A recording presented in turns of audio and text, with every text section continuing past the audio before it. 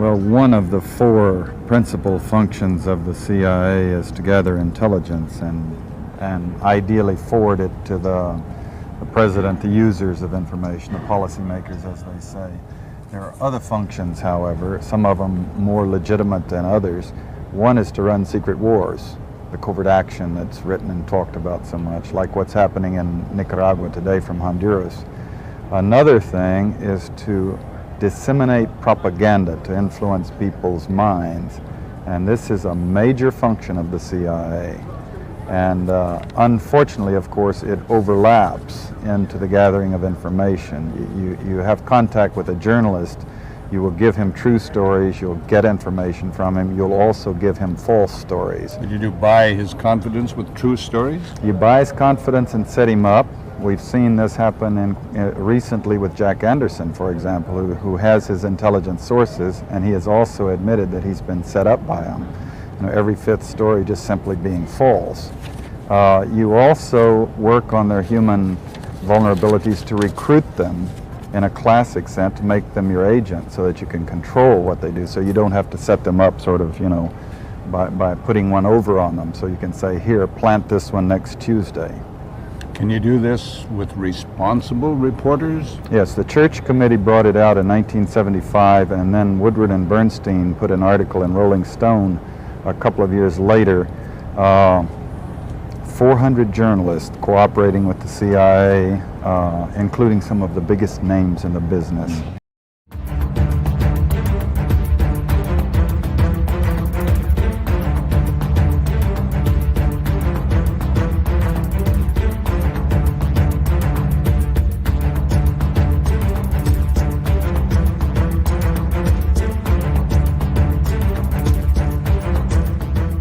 Welcome to the Daily Wrap-Up, a concise show dedicated to bringing you the most relevant independent news as we see it from the last 24 hours.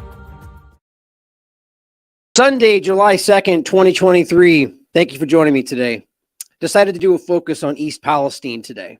There's a lot that I was going over that I wanted to get into today that I thought was important. Obviously, France is something I've been wanting to get into. It's a topic that is, as many of these, like the things we see in China, or going back a minute to where we saw the real kind of peak of the Taiwan divide discussion. It's hard to discern between, I mean, Ukraine is a great example. It's hard to discern between in the moment propaganda and everything else. And so that's one of the things in regard to France that I think is so very important, is there's so much flying around that at best is unverified. And then at worst, you can tell there are a lot of people who, one, just don't care, and you know who those characters are, or those that are almost intentionally sharing misinformation because of any number of reasons, usually a political two-party aligned agenda. Like our stream is already struggling right out of the gate. Let me know if you guys can hear me. But it's important to discuss this from an objective viewpoint. I think it's important that there's a lot of factors involved. We know that there's an agenda, a globalization agenda, that's not even something that should be discussed as conspiracy theory. It's a very real dynamic that's actively in play all over the world. But we also know that there is a local example of a kid that was shot, how that's being argued as why the protests are happening. It could be both. It could be intentional. It could be set off and in order to drive people to certain actions. And I think usually it's involving a lot of different things at once. But what seems most logical to me is that this is something that is involving all these factors, but is at the same time being used against all of us, as we see with a lot of these things. I mean, every topic I could point out today it's seemingly, it's almost as if the powers that shouldn't be, the powers that wish they were, have realized that we are just not buying the narratives anymore, which I think we all recognize. And so this is sort of a next step in order to kind of synthesize a new direction using our own perspectives against us, how we can say, hey, if they're covering it, that means this is the truth.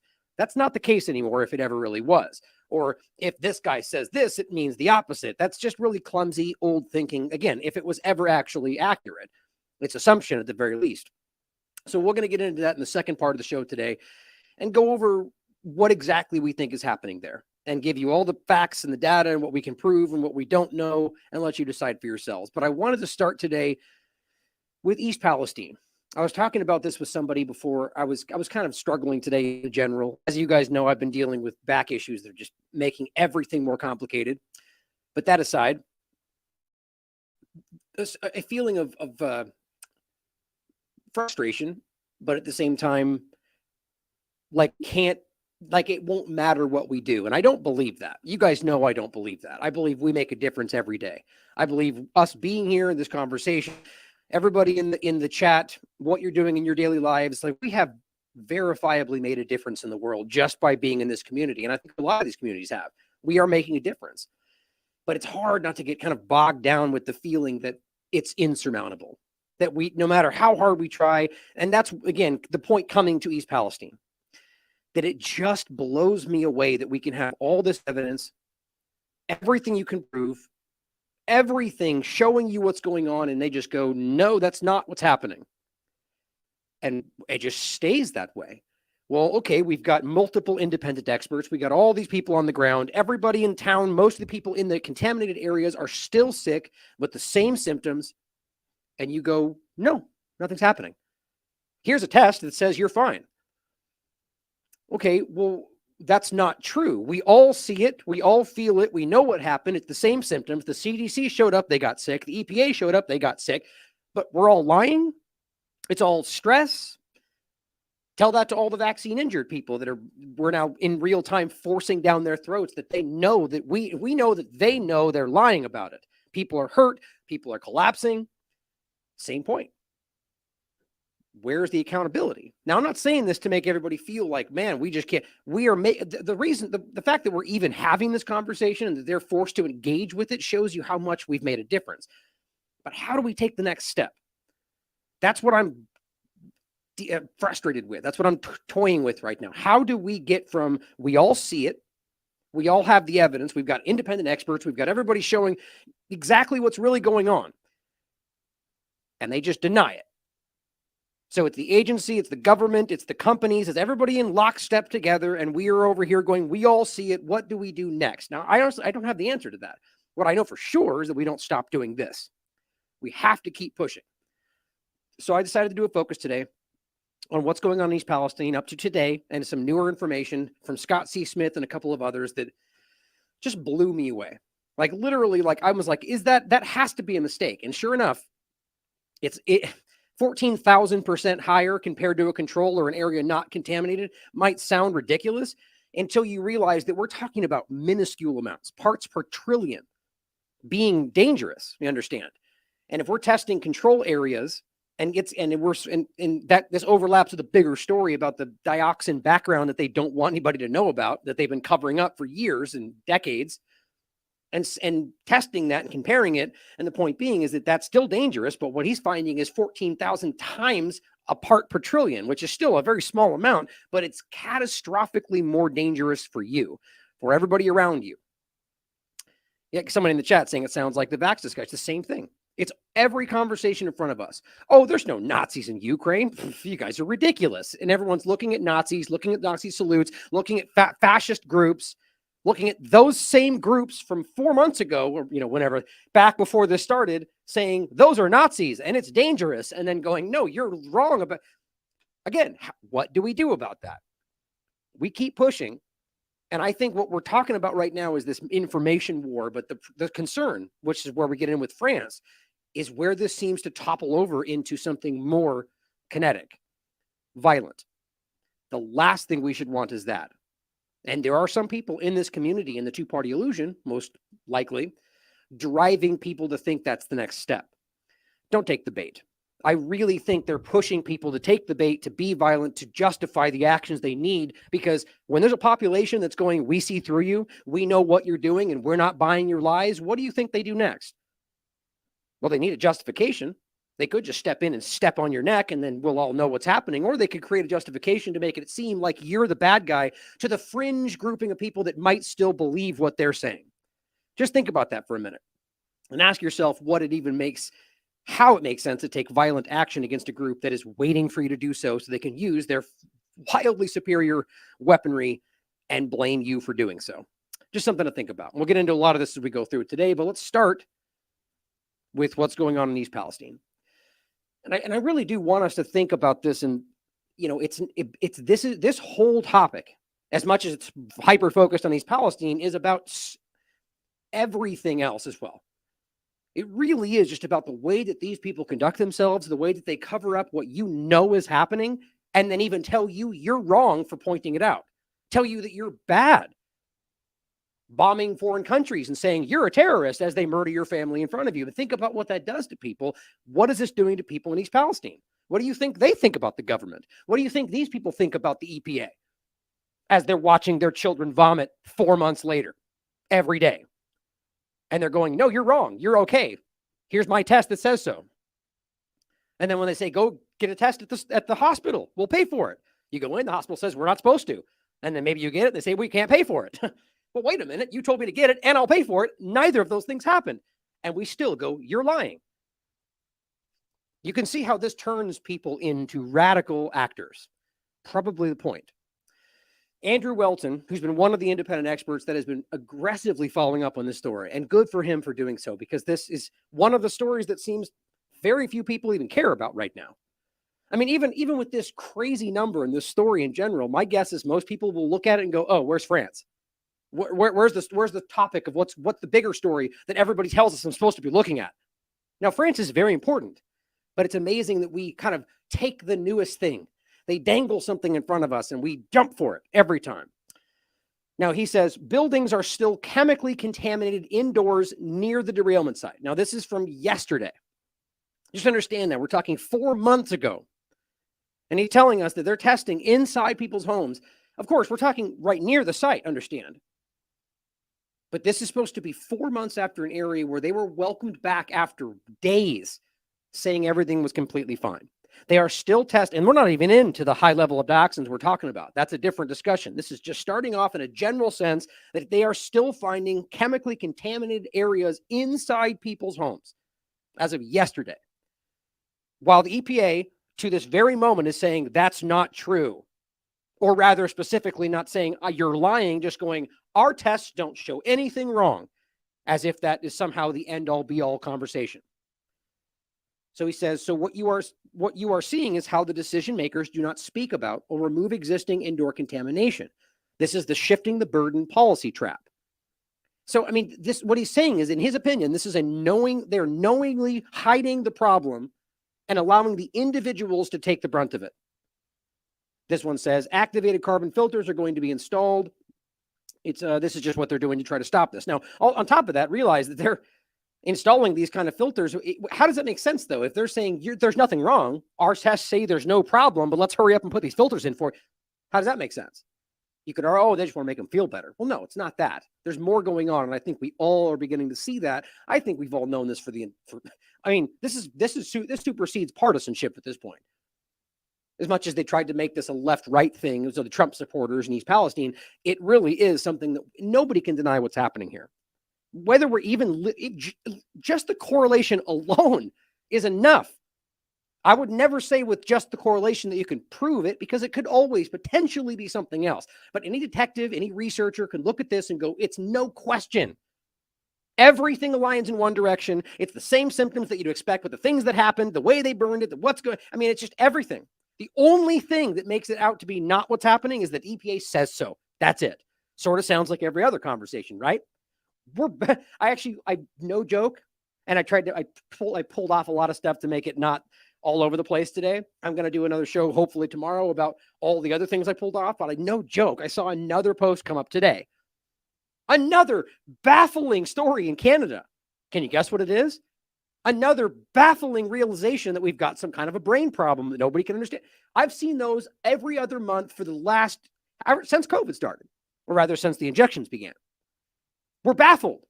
Baffling brain disease. Look, literally just search baffling brain Canada and you will get posts over the last 4 years over and over. It's weird how they renew their or how would you say that? They renew their baffled perspective every time the story comes out. You think they'd stop being baffled or at least do some investigation in between that time.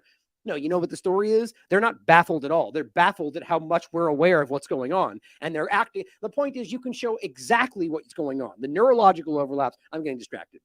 The point is, that they just keep pushing stuff as like, we're confused and we know what's going on. And I don't mean that by one, I mean that one, because we can see it, two, because we can prove it. But Benny Johnson points out, back to East Palestine, holy smokes, check out the war zone horrors happening right now outside of Moscow. Look at what's happening in Moscow right now. It's crazy. Obviously, I kind of said that before we started East Palestine, but he's making a joke. Oh, wait, I'm sorry. This is what the U.S. government did to Americans in East Palestine, Ohio, with absolutely no consequences for those in power. Biden didn't even visit, which frankly, that is like the most meaningless point, a very partisan. What does it matter if Biden visits a place? What does it matter if Trump visits a place? It's a meaningless political stunt. A president can do whatever they need to do without stepping on the ground in a logo. Like my point, you should go, quite honestly, because it shows that you care. That's what they're doing it for. But at the end of the day, it shouldn't be a point that we go, he didn't even go. You know, it's the same thing that left does with Trump, or he didn't condemn the bad guys. So what does that mean? Or you have to stand up and go, I condemn the bad thing we all think is bad. It's all politics, guys. Anyway, that point aside, this is crazy to think about, that this is what happened in this town. Nothing has happened since. Now, this brings me to the point of what they're lying about today, which I thought I've been wanting to revisit. And this, well, actually, it starts with, this was just another clip that Poso shared. They put shaped charges in a train full of chemicals and inverted the atmosphere, and they won't tell us who gave the order. Really? I'm getting so frustrated with the gradual reframing of the reality by partisanship. People that are arguably framing themselves as fighting for the truth of the story, and yet seemingly both, look, status quo has been on the story, and this isn't them. My point is, even they continue to like alter the points. We don't know who actually, or yes, we do, guys, we do. And you've been following this story with us, and you know this. We've shown you the information. Now, what I said under this, this Twitter is acting all over the place today. Let's see if it's fixed. Okay, it looks like it's up and running again. Okay, good. It was acting crazy today. But I simply said, and you can watch this for yourself, it's a whole hour thing. Now, I'm not familiar with who this guy is he's speaking with right here. But I just simply said, and look, this is my opinion, but look, if you've been watching our coverage of this topic and you're acutely aware of what's been going on and what we can prove in East Palestine, you'll quickly pick out the things he's saying as sort of like packaging together some talking points or headlines. And, it's not, my point is there's a lot he's saying that's not accurate. I'm not saying he's doing it intentionally. That's my opinion as well. I could be wrong. But I said, and we can prove in 3 different ways, as we have on this platform, that the EPA was acutely involved in the decision to conduct an uncontrolled burn, which is why it was, by definition, uncontrolled, because there was no controlled flow of oxygen. That's the definition, or one main part of it. In one example, they are on the record saying that. What frustrates me is I'm not sure why people are almost giving the EPA a pass at this point. I mean, I kind of think I know why, bigger picture. But you go in and you listen to all of this, there's a lot of things in there that aren't really the full picture. Now, let's go into just that one point. This is the fact sheet from February 17th, from Biden speaking on the record, saying within hours, the Norfolk area, that's a federal response. So if something took place, they didn't authorize, let's say. You guys losing the connection? Of course. Well, something took place that they did not authorize. Well, there should be very strong consequences for that, right? In the way that this is supposed to operate. They're the ones. My point is, when you step in, you're now in control. You're the authority that's in control. And anything that happens underneath your control is your responsibility. It's amazing the kind of lack of leadership we get from the leaders of this country, where they go, it was not me. I didn't do it. It was Joe over there. He works for me. It wasn't me. Well, yeah, that's your guy. You're responsible. If you're operating over this, you're responsible. But the point is that they had local, they had federal, and they had both sides of the paradigm and the governors. All of them were on the ground when this was happening. And they collectively, as I'll show you, made a decision to do this. Now, after the fact, as it's becoming probably more and more fleshed out, they didn't expect to be the way that was done, where people are going, that's a problem. That's what caused this issue. That's why people are sick. It was your choice, your lack of any kind of, I mean, in fact, technically they had more than enough time to make choices to, let's say, lay down a barrier before dumping chemicals on the bare ground, but they didn't.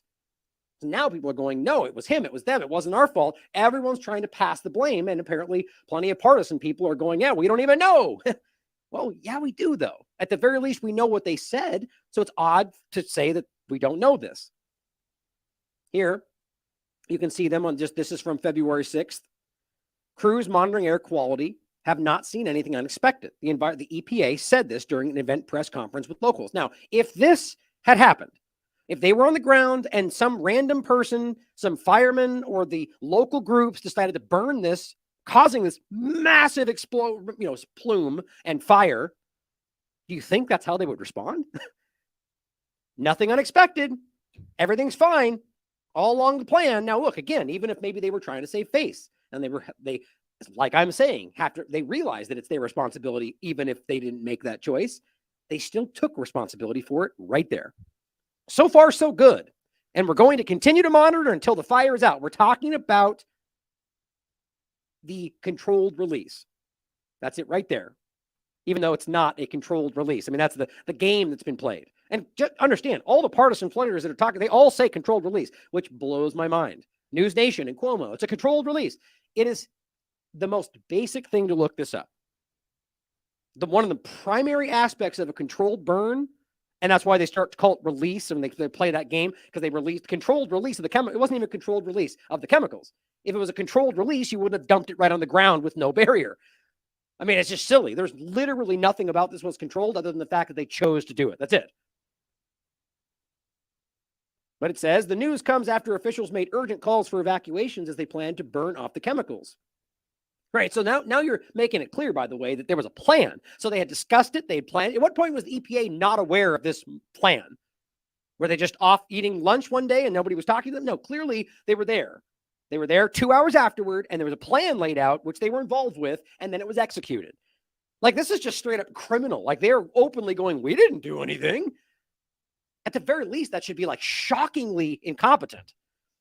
But it says in an earlier statement to ABC News, Norfolk Southern called the controlled release a success and said materials are burning off according to plan. So even now, like this is the way they play this. DeWine was even momentarily kind of like, we didn't do this either, which he's on the record, which we covered this at a previous show. But Norfolk themselves said, yep, it's going great. But now that it's turned out that the going great plan was actually catastrophic, they're trying to walk themselves away from that. The railroad also said, this is February 6th. The railroad also said it is monitoring air quality with the Ohio EPA. Great. So another overlap with the local EPA as they're monitoring the quality, which shows you that they were aware that there was possibly a problem with the actions they were taking. They were all involved. Quote, the vinyl chloride contents of the 5 rail cars are currently unstable. Now that is not even accurate. As far as I can tell, based on their own documentation, there was one that appeared to be potentially problematic. I will always maintain that allowing that, maybe even covering it to some degree, and allowing that to maybe explode would have been monumentally more safe than doing what they did. The argument of some kind of shrapnel possibility. Well, yeah, that's far less dangerous than a environmentally catastrophic, potentially lifelong problem. That I can prove to you that they were aware this was going to happen. We did many times already. So that really is what causes me to ask whether this was an intentional choice or not. And whether that was just because of some sinister concept or covering something else up, which is very likely. To alleviate the risk of uncontrollable shrapnel. That's all. That was the only reason, guys. Anybody would have been like, really? The possibility of shrapnel versus the guaranteed contamination of the environment? Pretty stupid. Here is on February 21st. East Palestine fire chief silent after they blame him for everything. That's what eventually happened. So as February 21st, people were asking questions. So, I mean, it shouldn't be very hard to understand that if we know that they were all clearly, again, and more than just this, I'll prove to you with their own statements from the EPA themselves, admitting that they were there and on the ground and ready to make choices. That they were suddenly ready to distance themselves not even a month later. A spokesman with the EPA said that the spokesman with the EPA Region 5 Monday that's weird, is it the typo apparently? A spokesperson with the EPA Region 5 Monday that the fire chief of the, damn it, I hate when I see it, was the individual who ordered the controlled burn following the catastrophic train derailment. It's crazy that sentence still says that. They're blaming the fire chief. He was the one responsible. Now, this is the equivalent of somebody you're managing a restaurant and somebody at the hostess does something stupid and somebody comes up and complains to you and you're like, it's not my fault. She did it. You'd be like, well, what? You mean that 16-year-old girl did that? And you're telling me what, should I go yell at her? Or you're the manager, right? Like, this is really, really stupid. Now, this is not like the fire chief is some kind of 16-year-old girl. The point is that from the level of a federal EPA response down to a local fireman, whether he's the chief or not, it's obvious that the EPA federally has the authority over the entire situation. Now, there's a difference when you get into who's supposed to be managing and acting in regard to these certain choices. They argue that at this point, I'll just read the next sentence, that's this commander. But that does not mean they just get to make choices without any input from the EPA. And aside from all of that, we can prove to you that they were aware of the plan and the potential consequences because they were making actions toward that before it even happened. It says, quote, EPA did not order the controlled burn, just desperately pushing in that concept. The local fire chief was the incident commander who made the decision in consultation with Norfolk Southern, local law enforcement, and get this, response officials from Ohio. You know who that is? The EPA. That is the Ohio EPA, the local EPA, which then answers to the federal EPA. So this is really pathetic. They were well aware at this point, this early, 3 months ago, that this was something potentially legally problematic, to the point to where they're blaming a local fire chief for the entire thing, despite the fact that Norfolk Southern law enforcement and state officials were there. Why would this be the local fire chief's responsibility at the very least if they were all involved? But it says, according to FEMA, an incident commander is responsible for the overall management of the incident and determines which command or general staff positions to staff in order to maintain a manageable span of control and ensure appropriate attention to the necessary. Okay, that doesn't say anywhere that he's the only one that makes choices and nobody else gets input. That just simply means that he is overall responsible for the management of the incident. If you're going to pretend that means that the federal EPA has authority, I mean, we can prove to you that the hierarchy of command is very clear in regard to what's happening, especially since we can see that they had the authority to step in after this and go, pause, everybody, because apparently Norfolk Southern wasn't doing what they were supposed to, which is really stupid to just give them that opportunity. I think that was also another way to play the whole situation. Remember, we'll get into this more in a second about the shipments and the danger there, which they allowed Norfolk Southern to do very haphazardly, which everybody was aware of. I think this was all by design, guys. I really do. It says East Palestine Fire Chief Keith Drobick, which, by the way, I didn't have time to dig any deeper on this in particular. I'd love to try to find out what happened to him after the fact, what he's doing today, what his argument is, because as far as I can tell, he did not comment after this was put to him. Now, that's a really strange response, isn't it? You're being blamed for the entire choice of what is the biggest environmental disaster that we've probably ever seen in this country, at least as far as we can see on a public scale. And there's all sorts of discussions of like there's actually a discussion of one of the largest nuclear disasters in this country's history in Los Angeles area that nobody talks about. If you just look that up, you'll probably find what I'm talking about. It's crazy. There's lots of these things in this country. I'm going to make a point about that in a moment. But it's interesting. He says, if he recommended the controlled burn, if he had the legal authority to order the controlled burn. So even within this, they're going to even have that authority. Well, guys, the point is that even the incident commander includes the act. It involves the hierarchy of authority. And it says, and any details of the analysis that led to the decision, or if any other options other than that, than waiting for the cartridge to explode were considered. No comment. Very political. All of this topic is so aggressively politicized, it's alarming to me. I'm going to get into it in a minute, but when I'm calling to check up on some of these other locations I looked into today, it's the way that they respond is unnerving to me. Public companies that just do waste disposal, and you call up and go, hey, do you guys have an incinerator? And they're like, I need to direct you to my public relations. It's like, what? It's like asking what the name of your company is, and we're like, we need to give you to public relations. Really? They're clearly on guard, and that says a lot to me. But it says, in a press conference last week, this is, remember, on the 21st of February, Governor DeWine said before deciding to implement the controlled release, he and the Pennsylvania Governor Shapiro spoke with representatives from the railroad who recommended the controlled release was the best option for the safety of the residents. So right there, Norfolk Southern was like, we didn't do it. We didn't have anything involved with that. And at one point, you even had DeWine going, we didn't do that. And now you got both EPAs going, we weren't involved with that. Like, what does that tell you? Everybody's trying to distance themselves from this choice.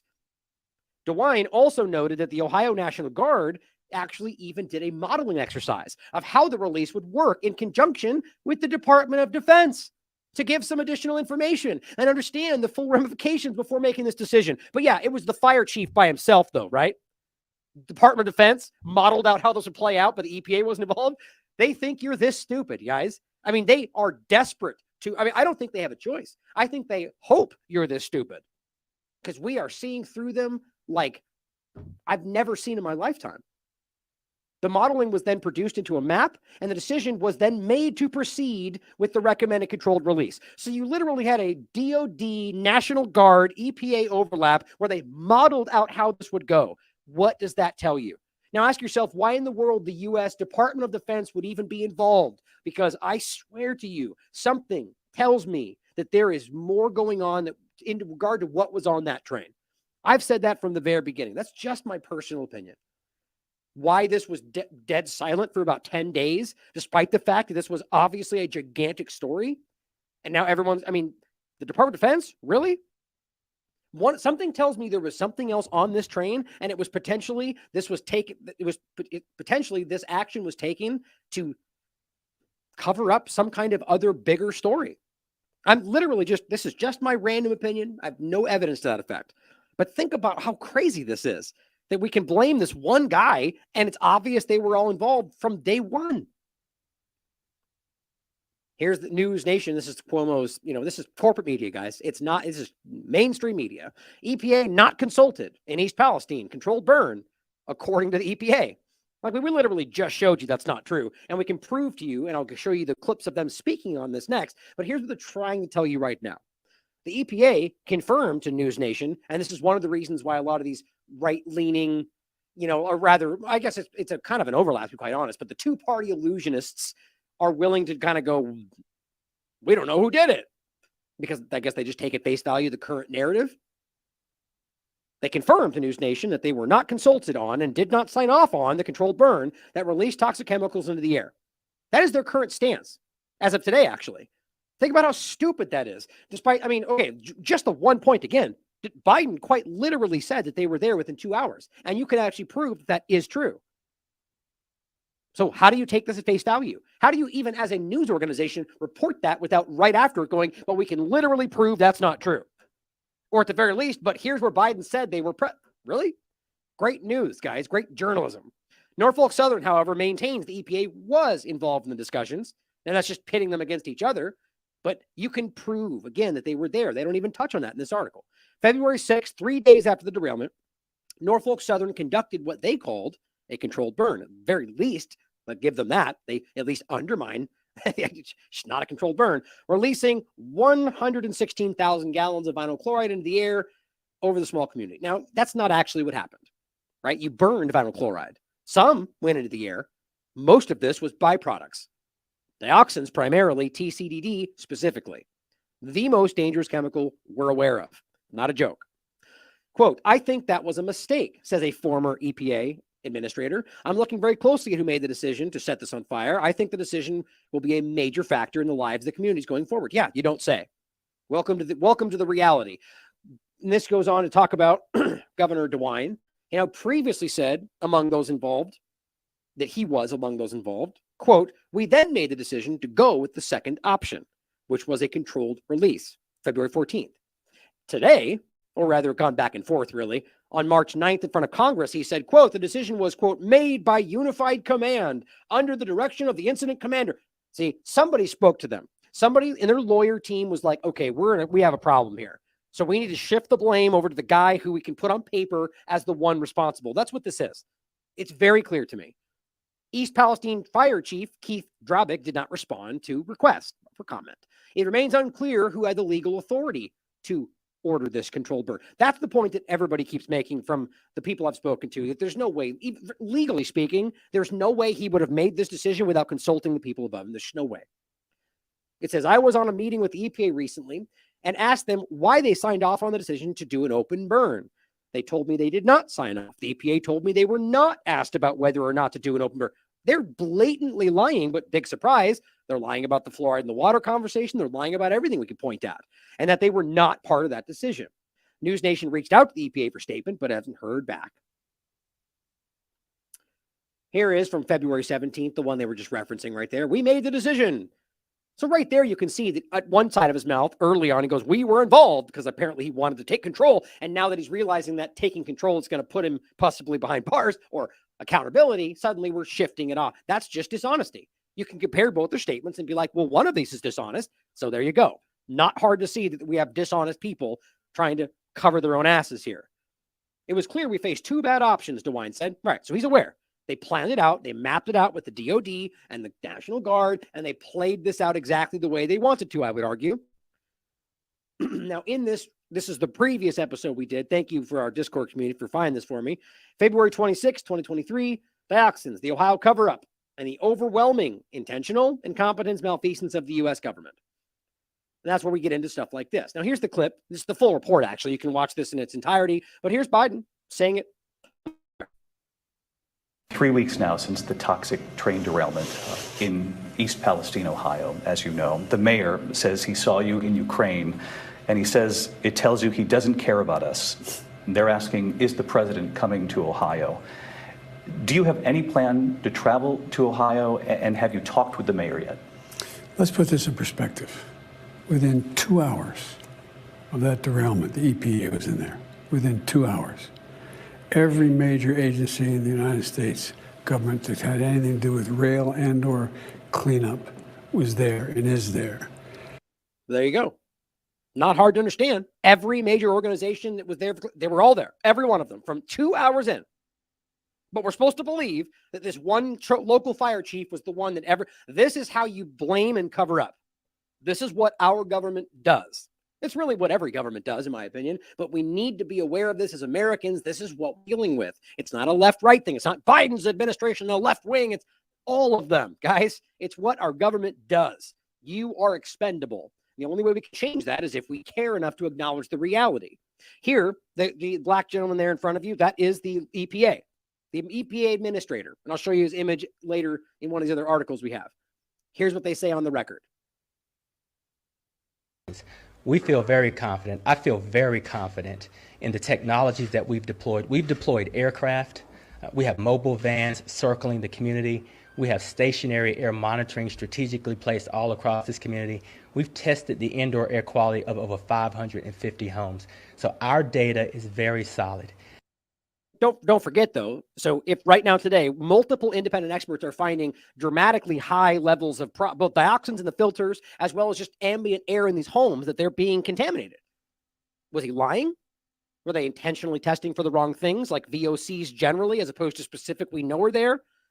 However you look at this, so either he was incompetent, or they were, or they're lying to you, because we can prove to you that this is happening.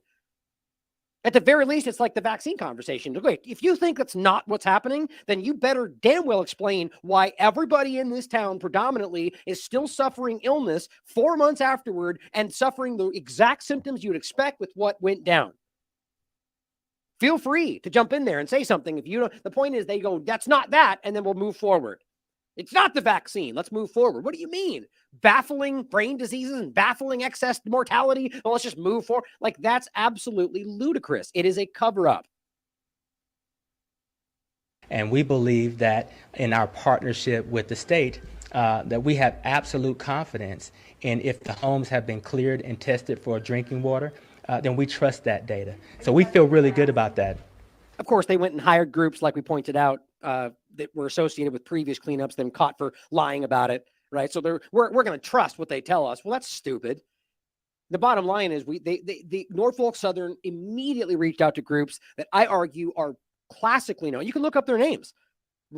Repeatedly called out and actually caught for lying about massive disasters. And that's who they're working with. It's not for debate. You can prove it. So we trust it. We trust what they're telling us. Well, that seems stupid. Are you testing for dioxin? I'd have to. They ask if they're testing for dioxins. Now, here's one of the bigger points about all of this. They were immediately aware of this because of people that were testing, because of people like us that were calling this out. And at this point, this was a month afterward, about a month. They knew what was going on. And this was their response. And still to this day, I can prove to you that they have not actually done any real work on dioxins. They keep spinning the wheel and acting. And I'll get into more specifically what they're trying to say, which is a really important point that overlaps with the cover up of the background problem they really don't want you aware of. Consult with my team. I'm not quite sure if we are. Are you testing for dioxin? I'd have to consult with my team. I'm not quite sure if we are testing for a dioxin yet. Really? I know that is under discussion, and it's not something that's off the table. Right. So a month in, and I'll have to talk. I'm not sure. What do you mean you're not sure? So a chlorinated product was burned, correct? Yes, they all know that. And I can prove to you on their own documentation, it took me half a day to figure this out, that they're very, very aware. Decades of research about how dangerous this is and how easy this is to cause. And yet we don't know. That is, guys, this is one of the biggest examples. They knew about it. It's their job to know about it. And yet they didn't know. We're not sure. That is hoping that we don't push any further. And this has gone on 4 months and we're still pushing. And that is why Scott C. Smith is talking about this. And we're going to get to that point about the 14,000% times the average, right? So he's comparing filters in areas that weren't affected to filters in these people's homes this last week and finding up to 14,000 times the amount. That's absolutely shocking. My point is they knew about this, and for him to stand there and say, what dioxin? We don't know. We're not sure. To me, that borderline's criminal. If your job is to make sure people are safe and making sure the environment is not affected, then that is criminal to me. And still, the point is it hasn't happened. And thank you to Deb for pointing this out. This was from a while ago, too. And here's the other one. And this is, so he's the EPA administrator. Now, these are the local officials. Listen to what he says. It's the same point. You don't need anything other than really the points we already showed you, quite frankly. But here's what he says on the record back in February, end of February. Governors, administrators. I just want to, if I may, make a comment. This may be obvious, but I think it's important to point out. We've got a Republican congressman and a Democratic congressman who are here. A Republican governor and a Democratic governor who have been working together on this matter since the moments after that train derailed, even before Norfolk Southern tipped us off to it. This is how government is supposed to work, and we're both working together with the Biden administration to make sure we draw down whatever federal resources there are, whatever federal help. Now, what's interesting to me, I thought about this earlier. Isn't it disgusting and frustrating how the only time you see the government plead with us about crossing party lines and working across and working together is when it suits their interests, right? Every other opportunity, it's about division and divide. But when it's something like this, where we're supposed to go, oh, let's focus on the unity of it all. Really? But the main point is what he said. Republican governor and a Democratic governor who have been working together on this matter since the moments after that train derailed, even before Norfolk Southern tipped us off to it. Okay, so let's be clear about this. Pennsylvania. So DeWine and Shapiro, is it Shapiro, right? Pennsylvania, as well as the local EPA were there within moments, according to him, before they even tipped him off about it. And yet we're still pretending like they weren't involved with these decisions. It's pretty pathetic. But that's what happens when you can get away with this stuff, because partisanship allows these things to fly. Well, here he is, just a clip just saying this. And I said, this is exactly my point. It means they all collectively, if they were all there within 2 hours, made the conscious measured decision to do the one thing that they all knew, which we can prove they knew, would make this the biggest environmental disaster possibly in U.S. history. Then apparently kept it under wraps for 10 days. Now it's all an accident. And as Arlix here says, the EPA was, but establishment news weren't. Think about that. Really? Do you really believe that? Not a word for about what it was 10 days or so? Makes you wonder then, does the news media actually serve the interest of the people? Obviously that's no. But think about how ridiculous that is. So these people were aware. People have contacts in the EPA and the government, or maybe, who knows, maybe not anymore. Maybe they just blindly spit out what they're told. But the point is that the media would be aware of this if they operated the way we're told. 10 days. Something much bigger happened here. I think that's just not up for debate. Now, remember, guys, that this is how crazy this conversation is to me. Now, what we're going to get to is the point about Scott C. Smith finding this very, very ridiculously high level. In this furnace, they found 14,038% higher levels of dioxins than compared to the control. This is testing as of June 15th in people's homes. He said the affected Palestinian residents had in their furnace filters dioxin levels of 2,245%, 4,038%, and then 14,038% respectively higher dioxin levels than the non-plume impacted controls. And yet they're lying though. This is a catastrophic level of cover-up, guys. And I think it has to do largely with the worry that we're going to be aware of something they've been covering up for decades.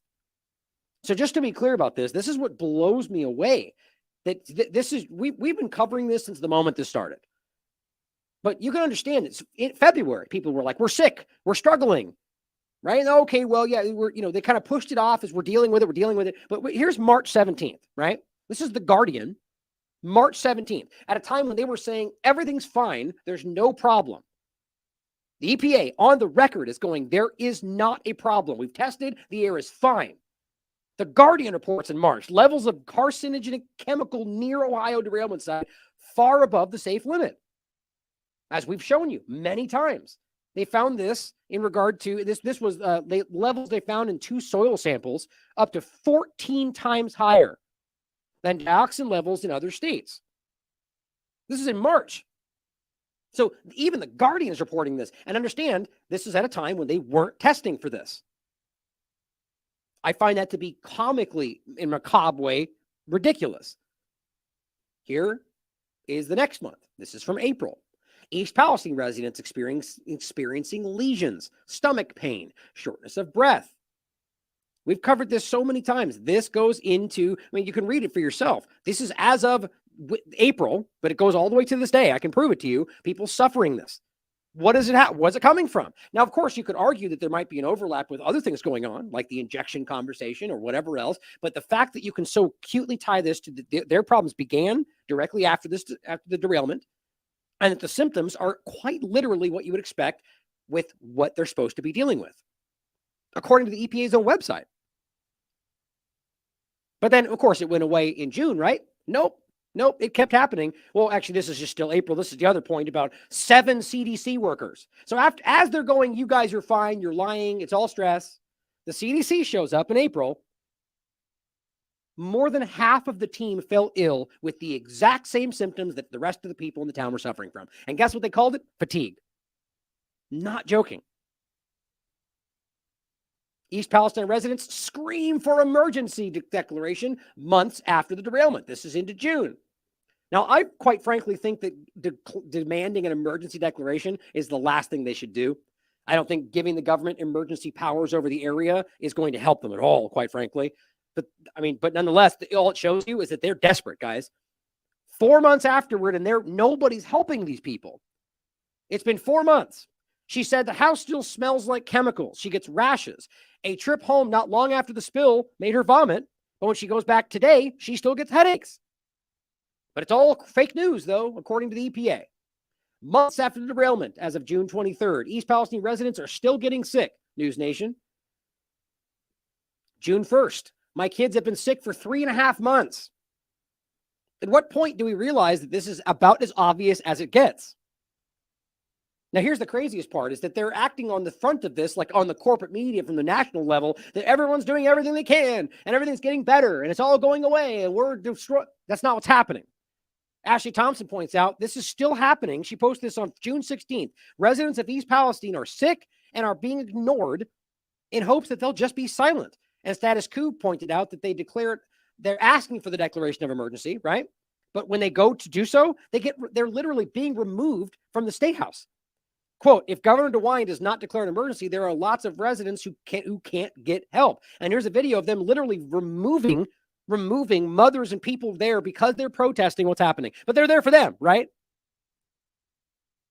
At what point do people stand? I mean, this is what grosses me out about the corporate media, all the politicians. Where is everybody? I guess they only care when it's something they can use to benefit their political career, right? This is the most obvious situation. I mean, it's one of the most obvious situations happening today. Here's another example. This is from June 15th. Just unconscionable. Residents of East Palestine have been in a nightmarish limbo for 4 months. He said he's interviewed many of them. They can't go home or drink the water. Their kids are sick. They're begging to declare a state of emergency. Again, well, what happens is they get forced out of the area. Now, here's the main point. Scott C. Smith posted this on June 15th as well. Additional soil and furnace filter testing in East Palestine this week, last month, and recent furnace filters, resulting results showing a non-plume impacted area in Salem, Ohio, which is the control, versus plume impacted residents that had health symptoms. Now, I'd love to dig into this with him specifically and find out what the control area was, because the whole point is that it was still a problem.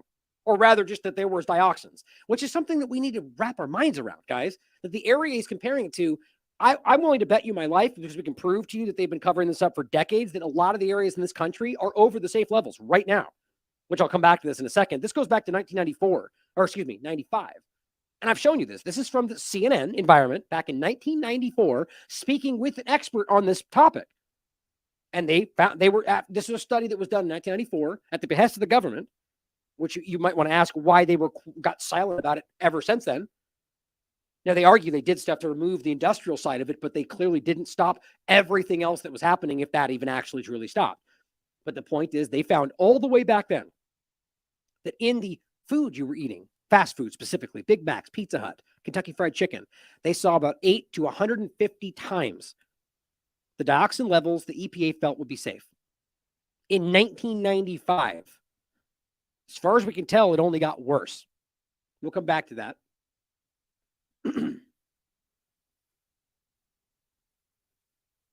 Now, that point, though, is that there's a huge background problem, which is the game they played. That a lot, like one of the points I was making about the guy earlier that I feel was, excuse me, saying things that aren't exactly accurate, in my opinion, right here.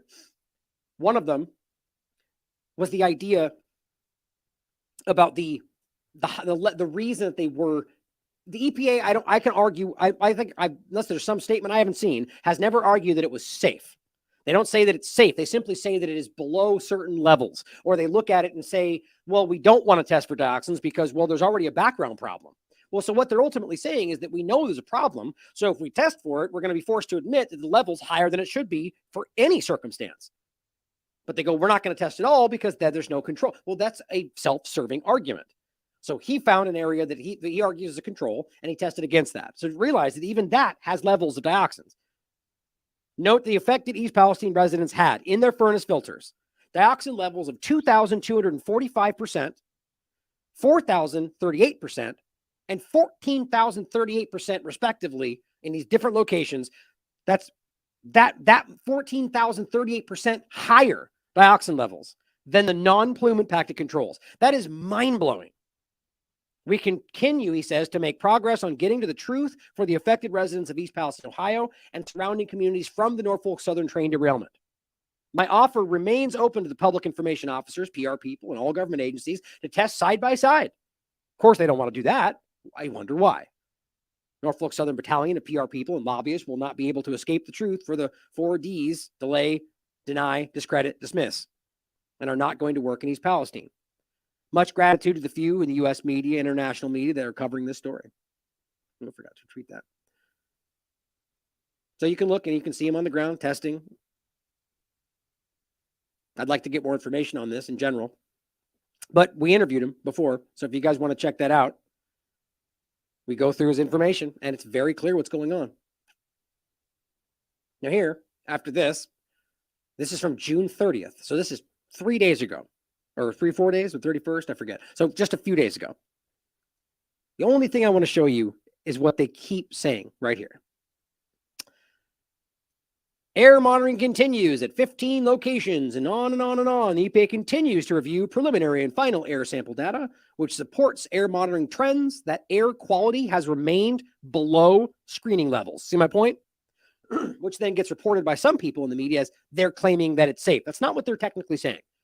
They're saying it's below screening levels. What's that mean? Is the screening level dangerous? But then they get into what they're doing, removing soil, excavation of contaminated soil debris, and what they're doing with it. Which, by the way, as they do that, it drums up lots of vapors and dust, which cause the same problems. That's why, arguably, or why I think they don't want to do certain testing. But realize that as of right now, they are still claiming that it's completely safe. There is not a problem. We know that's not true. Well, now we get into the other side of this.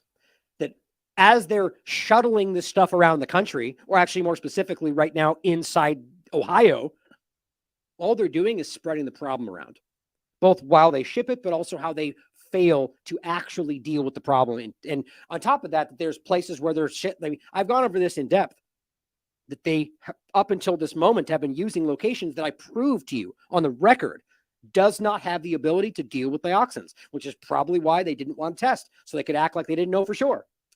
EPA forcing Ohio toxic waste on facilities literally not able to process dioxins, PFAS, as well as a lot of other things. It's not hard to prove, guys. You can call these locations for yourself. Clean Harbors in particular, they don't have incinerators. And I'll make that point more clear as we go forward, but I've made this point endlessly. Incineration is the only way this can work, upwards of 1,250 degrees Fahrenheit. But the point is that even in and itself has been argued by plenty of experts to never even be able to remove it entirely, which I'll even show you a document that makes that claim. Then whether it's 99 something percent, you still have some of it that burns and continues to float back in the atmosphere. And if we're talking about parts per trillion, then that may just be enough. But on top of that, realize that they're shipping it to places that literally don't have incinerators, which means they are not dealing with this, which means they're either burying it in the ground, injecting it into deep areas in the ground, or doing some kind of liquid process. None of those are able to deal with dioxins. Easy to prove. Here's the other one I went further, and both of these have direct phone calls on the record you can listen to for yourself, where I ask them, can you deal with this? Do you have the ability to process these things? No, we don't have incinerators. Okay, because they don't think they're dealing with that. They think they're dealing with vinyl chloride or dirt, whatever else they're being sent, because the EPA is not telling them, or they're all collectively ignoring it, however you want to look at it. This is from June 23rd. After the Ohio train derailment, evacuations, toxic chemicals, and water worries. New York Times. Controlled release. Great journalism, guys. This is just such towing the line. You ask them and they tell you. Even if this is how I envision this going, is even a New York Times goes, well, wait a minute, was it controlled? Because I'm hearing it was controlled. EPA goes, yes, it was for sure, because that's our definition. Okay, then you write it down. That's not journalism. Just repeat what you're being told by journalism is supposed to be speaking truth to power. It's not hard to prove that it was not controlled release, but that's the towed line, even through half the independent media. It's pathetic. But on February 6th, the authorities released the toxic materials from 5 tankers, it says, and the contents were delivered to a trench and burned off. Right. So a trench with no lining. We already proved to you that they had planning. They mapped this out with the DOD. So you're telling me that they had time to map it out, to plan it. National Guard, the DOD, and yet they still didn't put anything on the ground? Make sense of that for me. You know how long it would take to lay something down on the ground?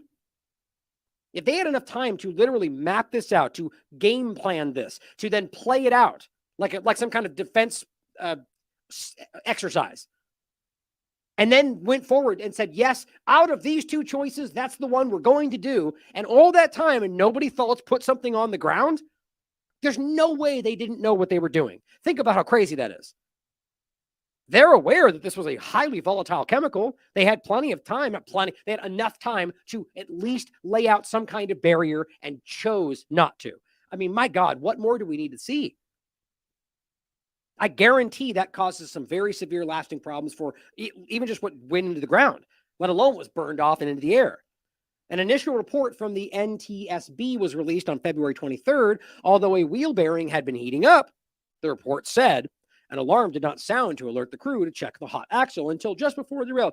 This is a line towing exercise. They don't go any deeper. This is just an overview of the narrative from New York Times journalism.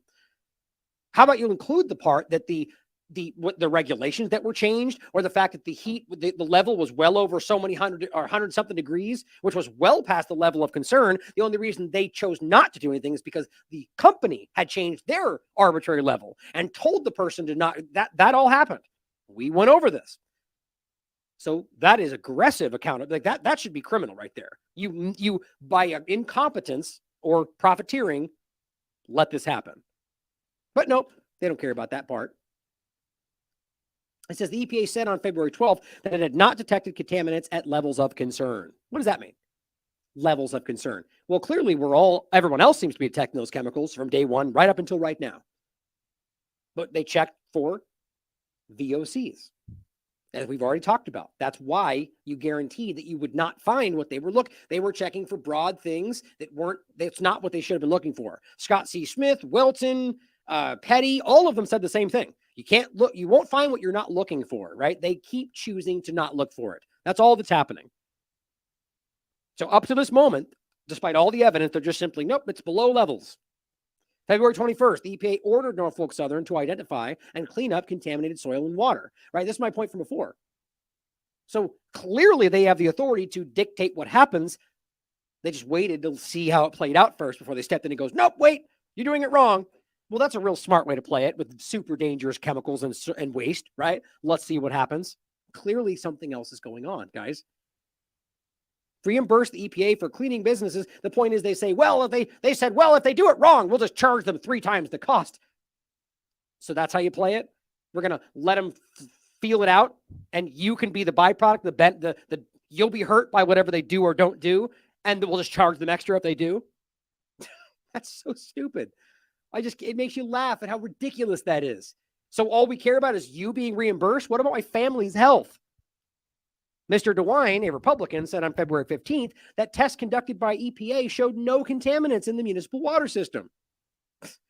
The EPA instructed Norfolk Southern to test for dioxins, toxic pollutants that could have formed under the chemical burn-off and which can cause cancer, interfere with hormones, cause damage to reproduction. Oh, I see how the game's being played.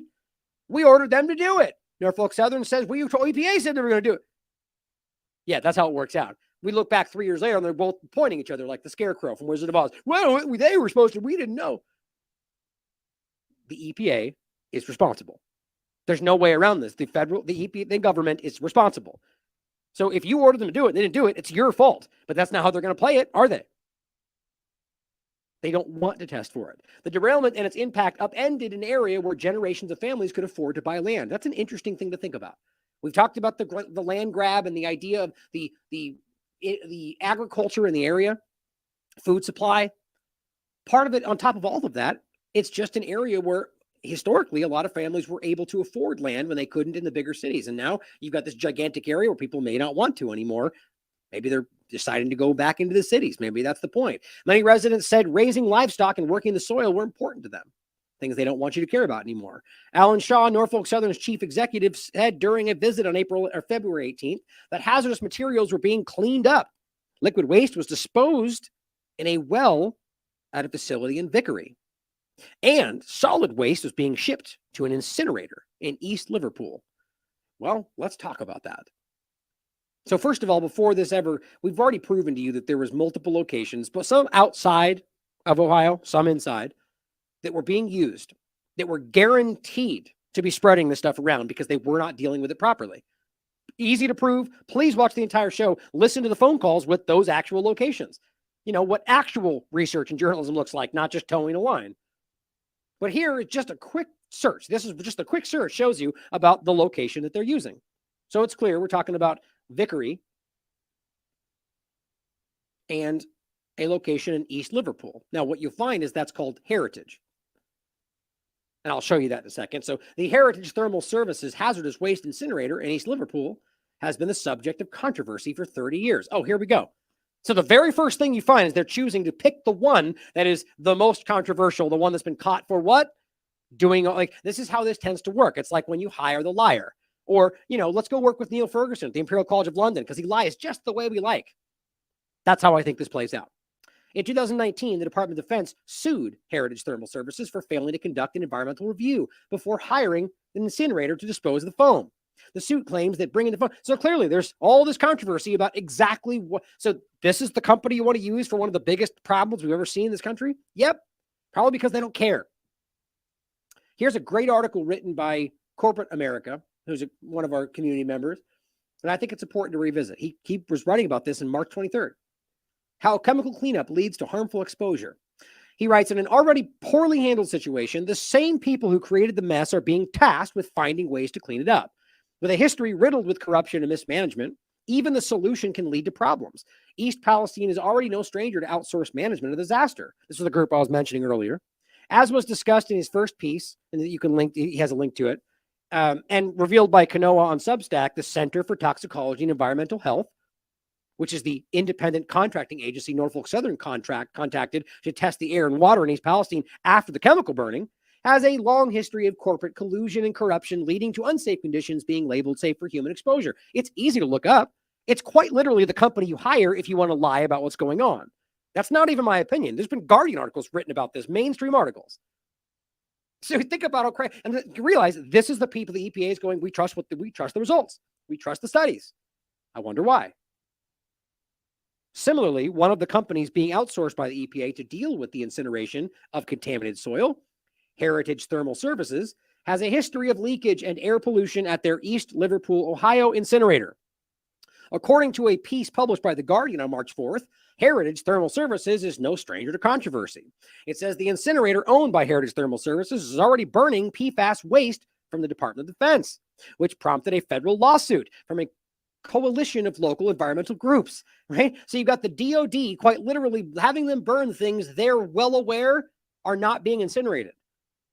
And so you got groups going, what are you doing? Suing because of that. Heritage also faced an investigation and enforcement action from the EPA in 2015 after officials determined the facility had violated the Clean Air Act nearly 200 times between the year 2000 and the year 2014.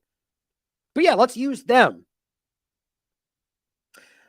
Built right on the Ohio riverbank, of course, because that's the safest way to do it, right? The Heritage Thermal Services hazardous waste incinerator has been subject to controversy since it opened in 1992. The contamination of water and airways isn't a new sight for East Liverpool residents.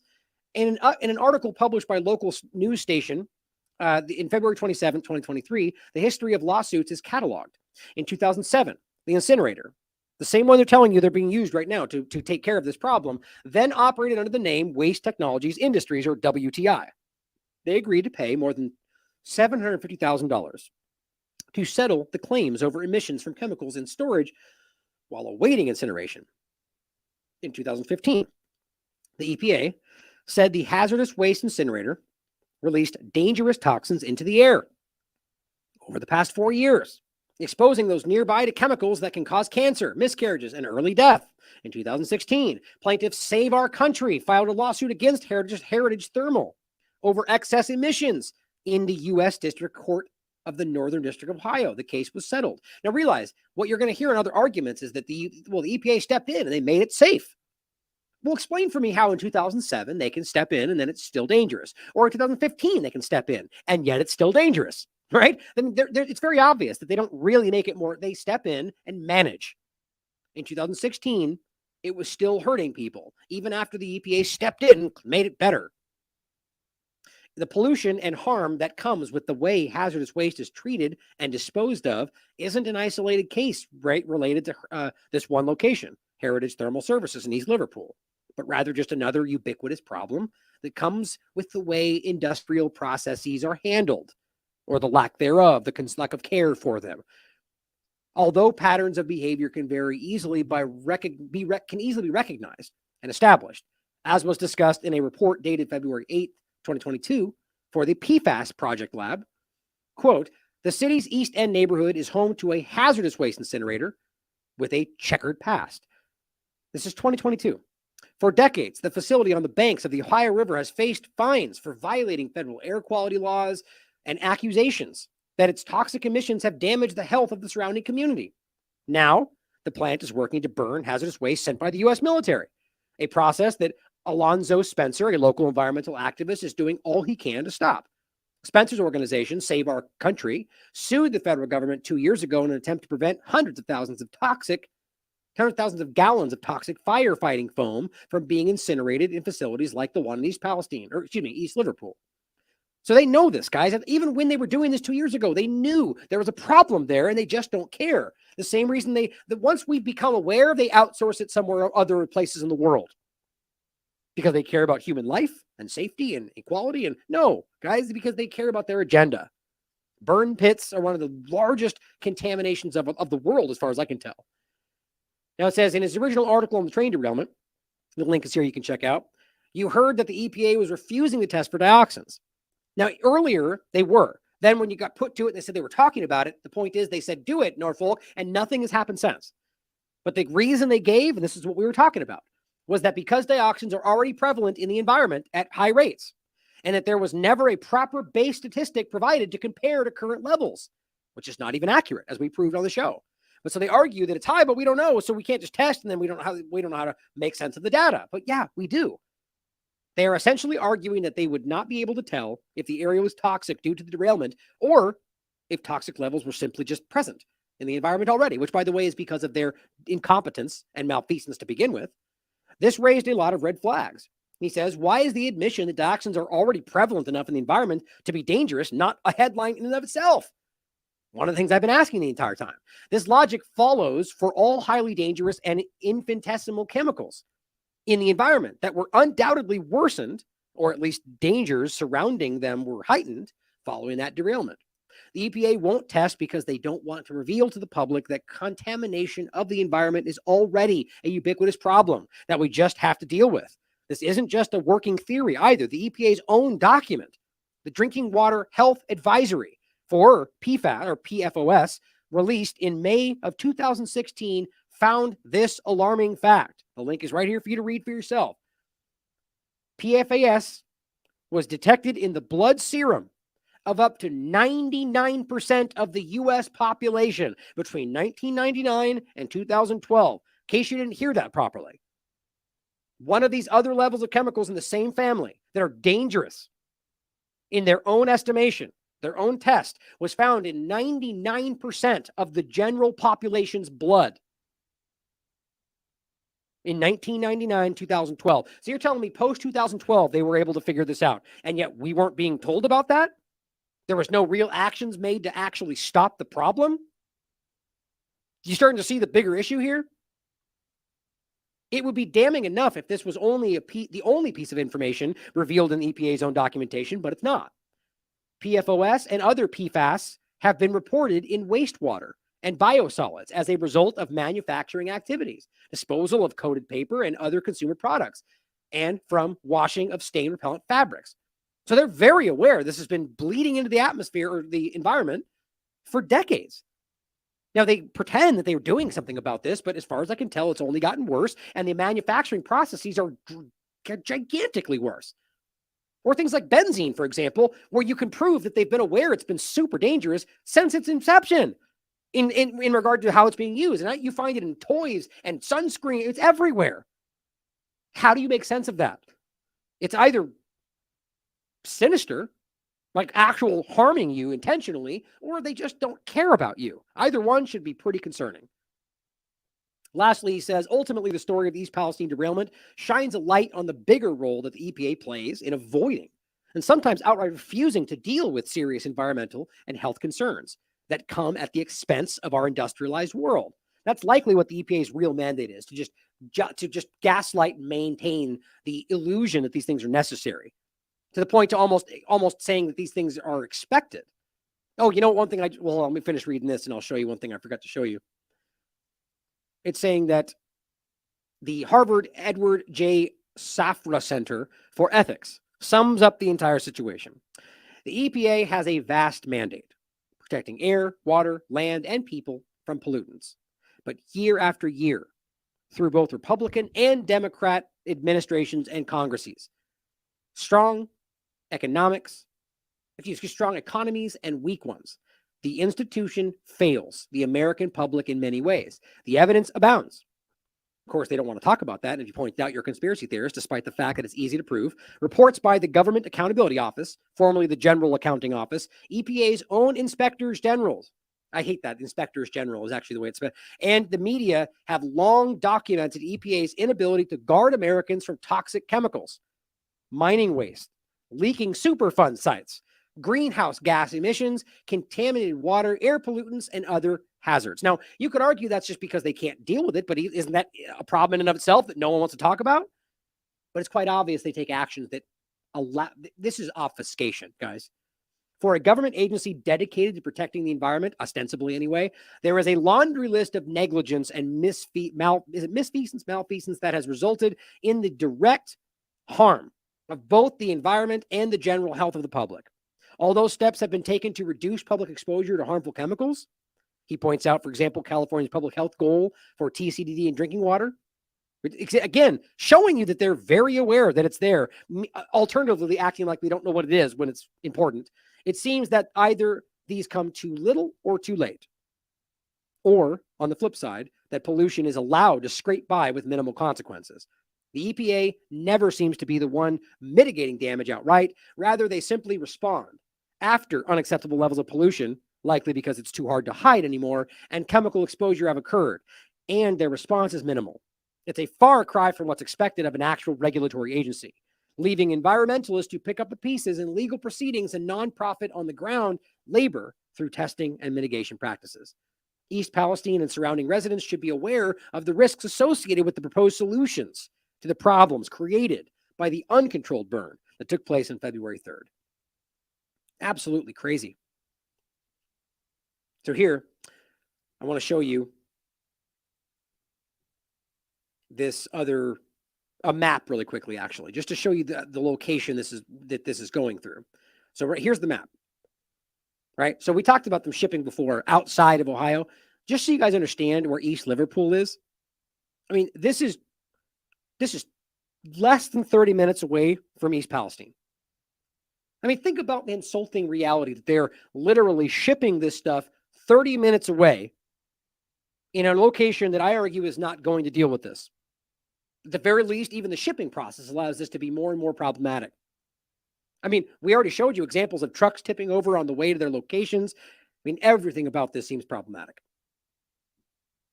It's concerning. And then we get into the point we just made, in fact, which is that the places they're using have a history of corruption, of lying, obfuscation. Now here, hazardous waste. Issues pertaining to an incinerator in East Liverpool. Right. So now we're talking about specifically East Liverpool, the location we're talking about. And this is a report, guess what, from 1994. It says about 5 million tons of hazardous waste are incinerated each year in the United States. And I realize that just that right there alone deserves more research, because realize that all 5 tons of that hazardous waste incinerated are causing byproducts. And even when done to the utmost of precaution, like just doing it as best as possible, as meticulous, and trying to do your best to stop the flue ash and the waste and stuff that's flying out to not spread, you still don't always, and almost always don't capture it all.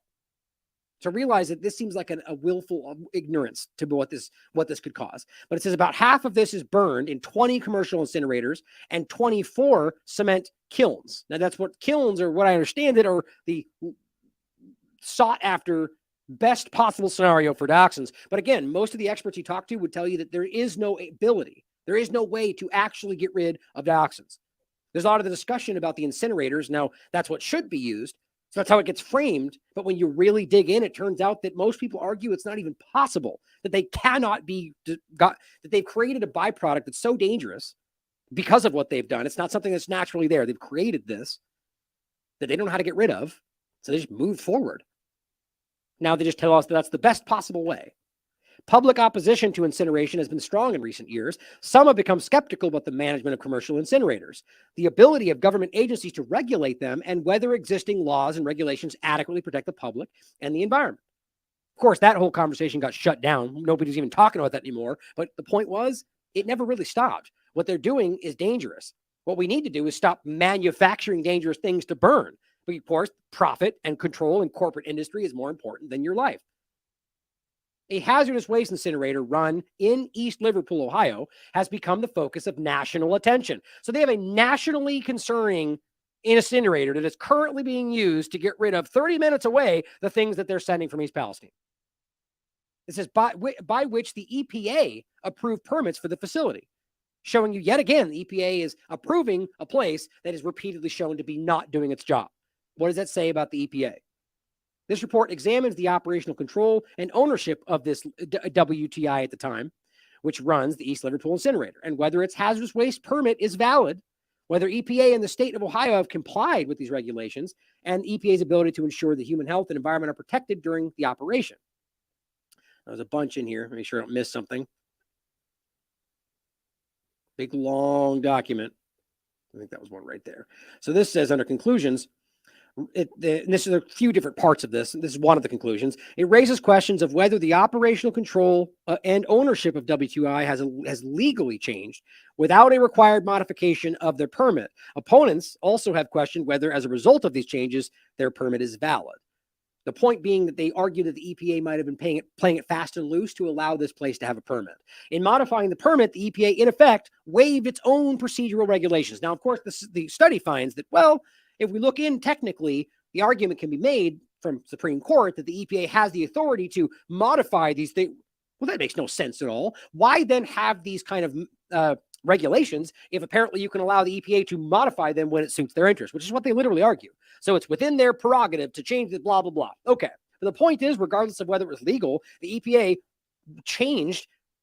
modified the permit and waived its own procedural regulations, which is what they did, to make sure this place got a permit. Does that start to sound fishy? It should, with what we know about it today, seeing as how this is decades old, this report.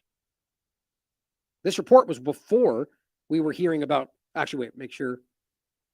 Yeah, 94. So this is well before we saw all the other reports about what happened at these locations, right? The multiple years where they were having problems at these locations. So this is before that. Which shows you that the EPA continued to give them permits and they continued to cause problems.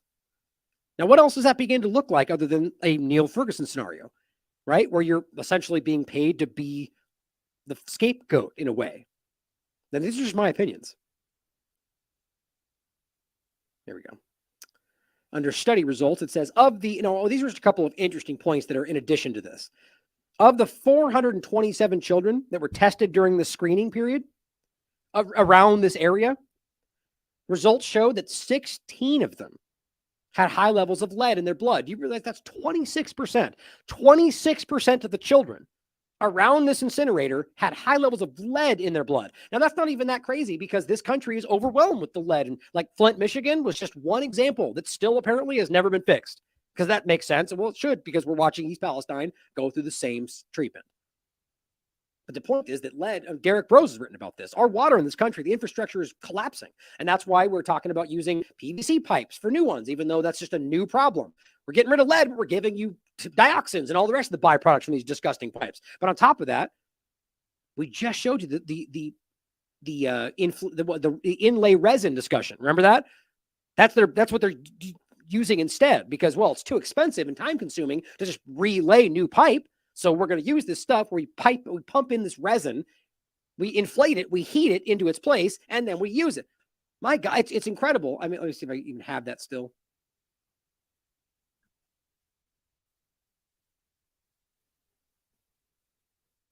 Damn. Here we go. I just have the article. I don't know which show I had this in, but this is just the article. We just talked about this. Dozens of students sickened as they do this piping. You know why? Because they know this is what it causes. Now, the USA Today did their own research, apparently, and all over the country. There's dozens of examples of that they do this stuff. Here's the actual way it looks right here. Where was it? Right here? Somewhere in here. Oh, I swear it was in there. There it is. Right? So they have these old lead piping, and they pump this stuff in, then they inflate it, then they heat it up in place. Now, that alone, does that sound like something healthy to run water through? It's not. And you can prove that by their own documentation. But on top of that, the process is very damaging. You can see that just being this close to the schools, right here, they did this on the street, and this entire school was evacuated. People were vomiting, cascading vomiting from room to room. And it's still happening, by the way. And they know that's what's causing it. And they knew, you know why? Because the administration went over to them and said, what's happening? They were told it was happening, and they still didn't, and they're still using it. This is the problem, guys. Your regulatory agencies, your government don't care about you. You are being played. That is dangerous because they're trying to save money. And it's not even like potentially dangerous going forward. It's like we're in real time causing people to vomit as we do this. And we can prove to you that it's best haphazard to run water through this dangerous stuff, but it's better because we'll save some money. Well, 26% of the children have lead in their blood. According to the Ohio Department of Health and Centers for Disease Control, blood level of 15 micrograms per deciliter or greater in a child requires follow-up. It says all 16 of the children identified had an assessment of their homes. Of course, they found lead in all but one. I'm sure that's very self-serving. You can find lead in all sorts of things. Does that mean that that's why they have a dangerously high level of lead in their blood? I don't know about that. But it says only 5 of the 16 children with elevated blood lead values returned. So they were supposed to come back. 5 of them did come back. And guess what? 2 of the children still had levels in their blood. Okay, so now at this point, you've checked their homes and you've been like, oh, it's the paint. Oh, it's this over here. But 2 of them came back and still had high levels. So what else? Something is still clearly going on. But of course, they just continue to kind of downplay it. I just thought that was an interesting point, showing you that there's all sorts of stuff going on that nobody's paying attention to. Now, it says the EPA and Ohio EPA found numerous violations during their visit and air inspections of East Liverpool. Now, of course, 1994, we already know this, but the point is that it's obvious this was a problem. The inability of lake trout to reproduce in Lake Ontario has been attributed to dioxin contamination. Why is it that we know this, or they know this at such acute levels, and nobody even knows what these things are until East Palestine? The inability of lake trout to reproduce? How much you want to bet people in Lake Ontario have no idea, and they are fishing and eating that trout every day? How much you want to bet? They can't even reproduce because of that high level of dioxins? In addition, it says dioxins are a carcinogen in all species examined. Here's what always continues to make me sick. They're aggressively aware. Everybody knows, based on the research, even the EPA, this is a very obvious carcinogen. But what do? They continue to say it's a likely carcinogen, like everything else. Nothing ever for the rest of time is a carcinogen. It's all likely carcinogens. You know why? Because they don't want to make it clear. Because then they have to acknowledge that these things are hurting people. That's my opinion. But again, everything you see shows you this is damaging. According to EPA's experts, every single one of the 17 studies in both of these sexes of rats, mice, hamsters are positive. Every one of them show you cancer-causing problems. Tumors have been observed in every one of the animals following even low levels of dioxin exposure, which is one of the points I keep making. Even very low levels are very dangerous. The point is, it's unquestionable. Every single study, every animal, they all got cancer. But you know where this is going, right? They conclude there's still insufficient evidence to conclude that's what they argue. So every single study finding it, every animal getting sick, but that's not sufficient. What exactly is sufficient? Apparently nothing. It says, according to the EPA, until recently, the only response that had been documented in people as a result of exposure to dioxin was chloracne. And we've talked about this. That's exactly what people are still dealing with in East Palestine. It is now clear that chloracne is a response, guess what, guys, to very high levels of dioxin. Right. So all these people that were breaking out with rashes all over their face, well, that's because they were in contact with potentially 14,000% higher levels of dioxin, according to what Scott C. Smith is finding. All the evidence points in the exact direction you might think, and we're still baffled. We're confused. We don't know what's going on, the EPA says. Everything, including the smells in the beginning, it was all examples of very high levels of problems. We showed you this at the time, or high levels of concentration, I should say. While the presence of chloracne is absolute evidence that exposure to dioxin or a related chemical has occurred, hear that again. This is the EPA's own assessment. It's saying or rather specifically, this is the government's report of the EPA assessment. It's saying while the presence of that chloracne that we saw that was diagnosable is absolute evidence that exposure to dioxins have occurred. Absolute. Apparently not today, though. The absence, they say, though, is in no way proof that it's not there. There's no way around how clear this is. The EPA stated its position that although recent studies have provided additional support to conclude that it is a probable carcinogen, the studies are still insufficient. How pathetic is that? I mean, seriously, ask yourself, what would be sufficient? 18 studies where they all get sick, 19, 130. Apparently nothing, because every study shows the same thing and we're not sure. That is the whole game of your paycheck incentivizing you not to see it. Currently, it says that under the dioxin reassessment, currently in 1994, the EPA's Office of Research and Development is undertaking a major reassessment of the toxic properties of dioxin and the related family of dioxin-like compounds. Clearly, they were concerned in 1994. The reassessment is looking at the toxic effects of a whole family of dioxin-like compounds. This family includes both polychlorinated and polybrominated dibenzo P-dioxin. Remember that. We're going to talk about that next. And other dioxins. The reassessment is looking at the full range of toxic effects of these compounds. Now, they clearly found out how serious this was. They even went on to use it to try to assassinate a president in Ukraine, which you can look up for yourself. But I don't want you to know that. The reassessment involves conducting both new laboratory studies as well as a careful review and evaluation of all published dioxin literature. So if we're pretending they're not acutely aware of all this information, even back then, stuff that I've shown you, that's been there. They're well aware. Ask yourself why this got buried for 20 years. The full draft report will be made available for public comment and will be submitted to the EPA Science Advisory Board for peer review. The final 2-volume document should be issued in the spring of 1995, which again is where this discussion came from, where they're telling you, my God, almost 150 times the level. It wasn't secret. According to the EPA, the dioxin reassessment is being conducted using a new scientific approach that focuses on identifying and understanding the specific biological mechanisms by which dioxin compounds generate their toxic effects. The reassessment is at the cutting edge of toxicological science. And through this approach, EPA is gaining significant new insight into the toxicological complexities of the dioxin-like compounds. Yeah, they sure as hell are. Just didn't share it with you. Ask yourself why that makes sense. Is their job to keep you safe or to catalog risks and use them for future reference?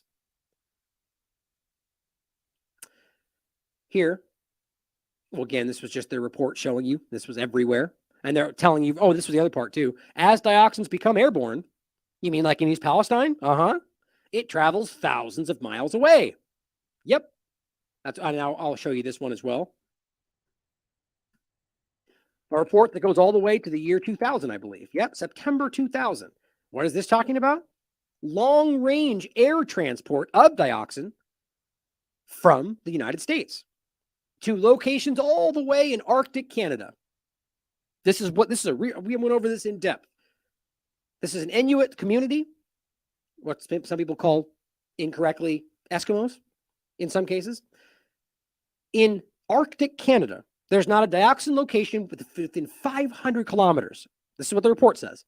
And yet they prove with the report that women who are breastfeeding their children have dangerously high levels of dioxins in their breast milk because of the United States, because of air sources from North America. That's it. And you're going to pretend for me? I mean, that's why I showed you this, is they're telling you, well, they go airborne. It goes thousands of miles. And again, so we watch this happen. We watch this happen in this, and we're not going to realize this means that thousands of miles away, dangerous levels of dioxins were floating. We have to be aware of this by now. But they don't care because they can act like it just is the background problem. It's everywhere. Well, here is the report about this location. This is the toxic waste incinerator in East Liverpool. And I just want to show you what we saw over the reference that same point. The facility uses a rotary kiln incinerator. That's what they use in regard to this location. Now here, it's just to see the overlap. You can read more about this if you want. Developments on prospects of furans, dioxins, and remediation. Now, one point I thought was interesting in this. This is from May 2023. Emission control and phase migration of PCDDFs in specifically the rotary kiln incinerator. And it talks specifically, again, what we just referenced about dibenzo P-dioxins, which are just another form of dioxin, less dangerous than TCDD, but still very dangerous. And the point is about whether or not this incinerator, as plenty of experts you can look up on all over the internet will tell you, it's not possible to actually incinerate these. Going back to the very beginning, it's become just the conversation. And this, again, I question even these numbers, but even these numbers will show you it's not absolute. The general removal efficacy of this specific process was 99.4%. That's using a kiln incinerator to get rid of, in this case specifically, the benzo P dioxins. 99.4. That's medical waste. However, incineration conditions for hazardous waste, which is what we're dealing with, is 99.2%. So bottom line, it's, according to the peer-reviewed science, does not get rid of the dioxins. It gets most of them, which is what we've heard in some arguments. But again, this is coming from this. You can read the study for yourself. They're citing documentation that comes from EPA and so on. The point is, there's plenty of experts that are like literal experts on this topic alone will tell you that it's not possible. Now, I don't know what the truth is. You can decide for yourself. But I do know that there are experts versus people that lie to us all the time saying this is not, it's not even able to be removed. That it's a forever chemical like a PFAS. It's just not possible. So either way you look at it, I think we can clearly prove that whatever they're doing, it is not removing all of the risk. Now, here is that location again. This is the same East Liverpool incinerator, and this is back in 2018. It feels like they've already put regulations on them and put penalties on them and took money from them, and it just keeps happening. The local residents are saying, we get sick, there's things that are problematic, we can see weird smoke, and every time the EPA comes in and does this and does that, and it just keeps happening. Does that sound familiar? Quote, this facility never should have been here in the first place, from a legal standpoint and from a health standpoint, says Save Our Country, the group we talked about. Quote, but it's here now. So we would hope that they're monitoring them and following the rules. Residents of East Liverpool said they'd like to see this plant gone. Heritage Thermal Services, the one we're talking about this whole time, originally known as WTI. It says, quote, every time they get a new shipment in to burn, and this is 2018. This is way past. So this has been 4 different times the EPA has stepped in to hold them accountable and nothing happened. They keep going and they keep making the same mistakes. And that's the place the EPA made sure they got a permit and fudged their own rules to do so. It says, he says that you can look over if they get a new shipment and see pink smoke. I'm talking like dark pink. That's not normal. He called the EPA. He says, I called the EPA. I called a couple other people, and all they did was run me around the bush. That's all they basically did. And like I said up there, my main concern is my 3 kids. My kids aren't safe in a city that's supposed to be safe. This is 2018, talking about the current location that they are sending East Palestine waste to. This is an article from The Guardian as well, March 4th. Plan to incinerate soil from Ohio train derailment is horrifying, says the expert. So, but who isn't recognizing the problem, right? Apparently, you've got a few cackling people on Twitter and the EPA in Norfolk Southern. And everybody else, including even corporate media, are saying, this is dangerous. People are being hurt. And the EPA goes, no, you're lying, says my narrative. It's staggering. Contaminated soil from the site around this train wreck is being sent to a nearby incinerator with a history of clean air violations, raising fears that the chemicals being removed from the ground will be redistributed. Now, realize, even according to the peer-reviewed science, if they do this by the book, which is near impossible as I understand it, it's super meticulous, that's not getting rid of it all. Then you add that it's a group that doesn't even seem to care, that continually is creating violation. I mean, that's where they're sending this. It says the new plan is horrifying. This is from a former EPA official. Why on earth would you take this already dramatic, overburdened community and ship this stuff a few miles away? That's what's happening. Incinerating the soil is especially risky. Incinerating the soil is especially risky because some of the contaminants that residents and independent chemical experts fear is in the waste, like dioxins and PFAS, haven't been tested for. And they do not incinerate easily or cannot be incinerated. That is an EPA official, former, speaking on the record. You see my problem here? As the fire threatened to ignite tankers, I think the rest of it was just the story. I'll just leave it there. Now, the point here also, on just a bigger scale, this deserves more attention in and of itself. This is in the UK, but it's the same point here, guys. UK waste incinerators, 3 times more likely to be in poor neighborhoods. I wonder why. Because you don't have the resources to do anything about it. You can't just call your famous or high up friends and be like, make this stop, right? You just, like East Palestine, just get stuck with the problem.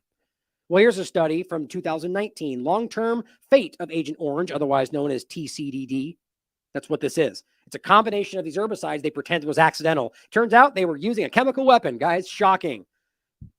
The point is, in Vietnam, the fate is it's horrific. You can read through this for yourself. Well, I did. I highlighted one part of it. The last part is what I wanted to show you. But I highlighted this Air Force base, but there's a lot of other examples. It's this base in Vietnam, 40 kilometers northwest of this major city, continues to be, in 2019, after all this time later, continues to be one of the mega hotspots where after 48 years, the dioxin TCDD levels in fish and shrimp are still high, and fishing is actually banned in multiple areas around the airbase, thanks to the United States government. Although expensive, one of the most effective, not completely effective is the point, but most effective ways to get rid of these in contaminated TCD soil is incineration, which is the recommended method. Even though you can prove that it does, it's just the best way. It's not the absolute way, because I don't think there is one. But just think about how gross this is. It started as a weapon that they created and then went, oh, I mean, now that we'll really think about how that it ended up becoming a nationwide problem. There's just an article writing about this in general, the environmental legacy. Highly toxic dioxins can last over 100 years in the right conditions. That's what we're dealing with. Researchers believe that it persists longest in rivers and sea sediment. Fantastic. According to the WHI, the World Health Initiative, the health effects of consuming dioxins like TCDD include skin lesions, altered liver function, and impairment of the immune, nervous, and endocrine and reproductive systems. So also in EDC, which we've talked about. Olson and Wright Morton advise that the only way to destroy it is to incinerate. But I argue that's still not possible. Here is a larger report on the chemical detoxification of toxic chlorinated aromatic compounds. A lot of things in here are interesting. And the main point in this was long-term stability of many toxic aromatic halogen materials, such as TCDD, has prevented disposal by landfill methods, which, by the way, that's important because that's what these were doing. That's what both these three locations were doing. There was the Richmond, I forget the names of them all of a sudden. There was 3 different locations, the clean harbors that were being used. None of them had the ability. All of them were landfilling. So they knew. And that way, I just read you the Guardian article saying the same thing. They were knowingly doing this. They were sending this stuff to be buried when they knew there was dangerously high levels of dioxin. They knew this. That's criminal. But it says on top of that, incineration of TCDD requires extraordinary controls, which I argue none of these locations possess, and checks to assure that total destruction has been achieved and no contamination of voluminous off gases, scrubber, effluent, or ashes occurred. There's multiple levels, whether it's burned entirely or not, that cause all sorts of spread. And that is assuming it can even actually be removed in the first place, which again, I keep telling you, is disputed.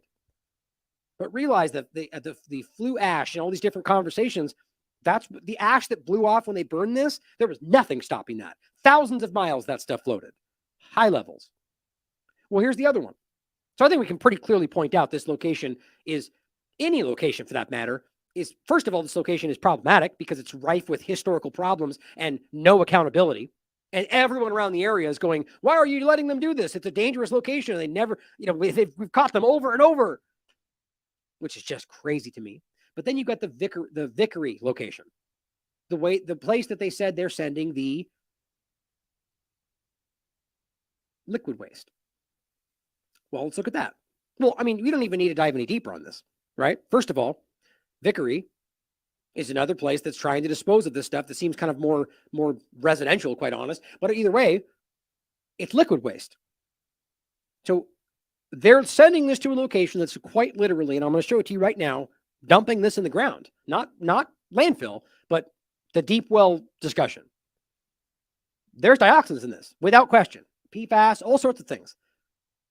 There is no question, I hope, for now, for anybody listening, that's not, you cannot deal with this by putting it in the ground. That's probably why they don't want to test for this stuff in one way. Here is the discussion.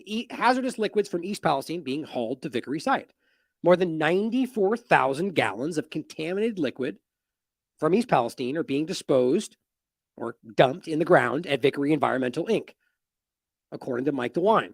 Quote, most people don't even know it's out there in our country. My concern is to make sure it's safe and the situation is being handled responsibly.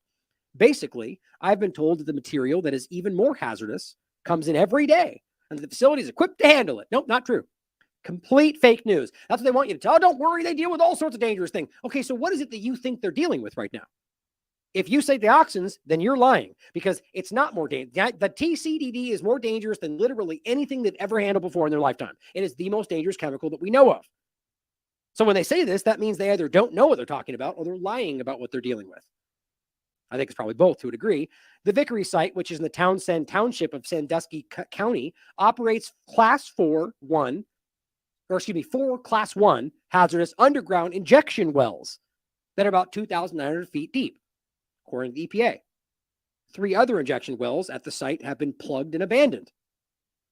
Great. Nothing about incineration, guys. He said trucks carrying from 2,500 to 10,000 gallons each of contaminated liquid waste from East Palestine are arriving regularly. That's crazy. 10,000 gallons each containing regularly. The EMA said that in 1999, the EPA determined that injected waste will not migrate vertically out of the designated injection zone and not more than 5 miles laterally from the well in a period of 10,000 years.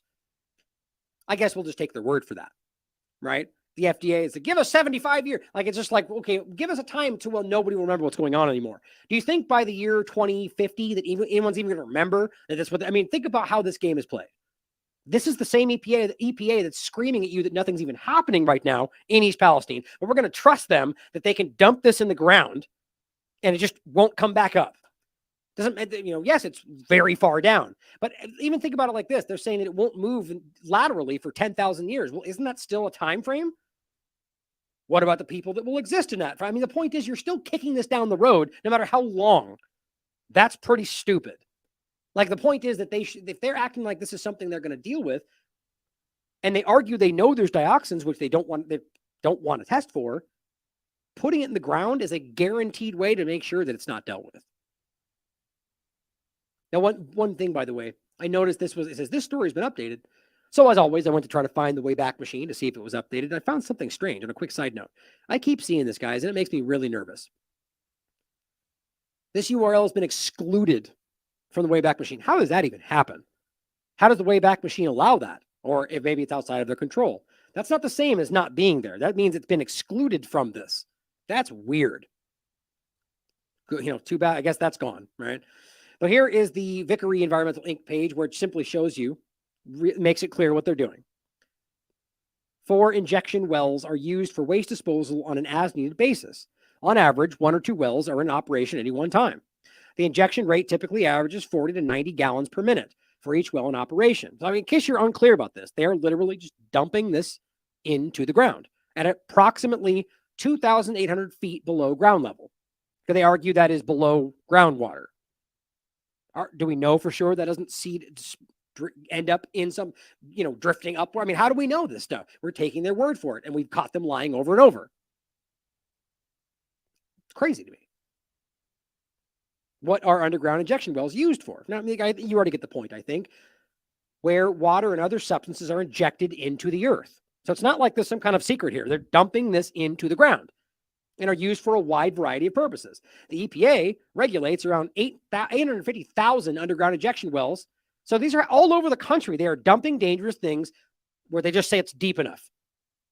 Well, I guess we'll wake up in 100 years from now and they're going to be like, oh, turns out we were wrong. Too late now, as we just basically dumped. I mean, think about this. 850,000 wells all around the world were, for how long now, they've been just dumping routinely stuff. How do we not think that's going to eventually be a problem? This is the kind of stuff that our government does. Either a shocking lack of foresight or they just don't care. Now, maybe I'm wrong. Maybe I'm completely off base about this. Something tells me I'm not.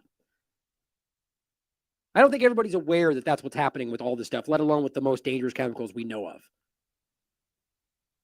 Then we have to remember what we just talked about.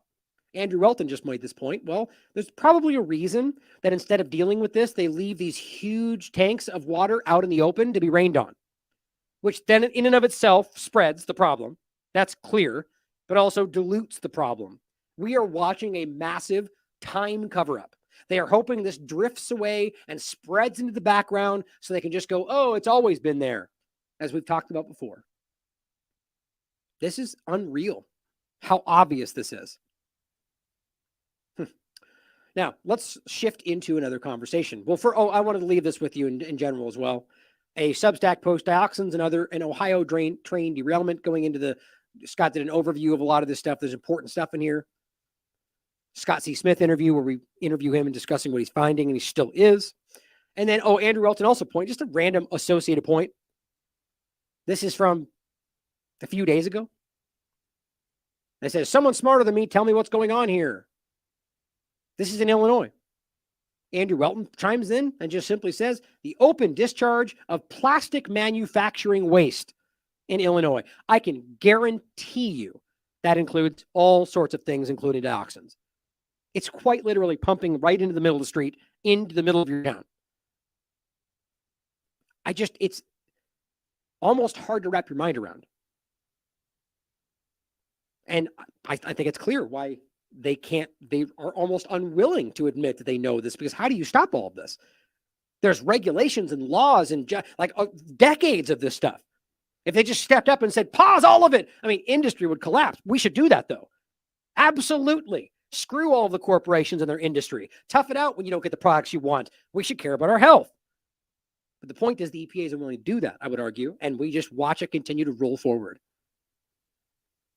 It's alarming. Oh, and before we get in, this is important before we finish with the France conversation, which I do also think is very important, but it, again, is more of an overview of what's going on for everybody. I'm sorry for those of you that wanted to get a more deep talk about that alone. I find a lot of this stuff to be far more important at the moment. Before we do that, I'm going to close some of these really quickly. But we're going to talk next about the GMO conversation in Mexico that Derek just put a great article out about. And then we'll finish with the France conversation. It just shows you, again, kind of keeping in mind what we just discussed. It's this all-encompassing kind of multi-front war on your health, and include the injection and all that. Mexico announces a 50% tariff on white corn imports as Canada joins in fight over GMOs. Don't forget that I've been predicting a regime change in Mexico with specifically AMLO, excuse me. It's very clear. I don't know whether it's actually going to happen. I could be wrong, but it seems in the cards, like I called it with Bolivia. You can just kind of see when you start to get this back in. Like right now, the U.S. is not happy with the way he's been conducting himself, I would argue. I mean, that's clear. They say that. And so now he's pushing back on one of the most important agendas, I would argue, and that's the control of the food supply.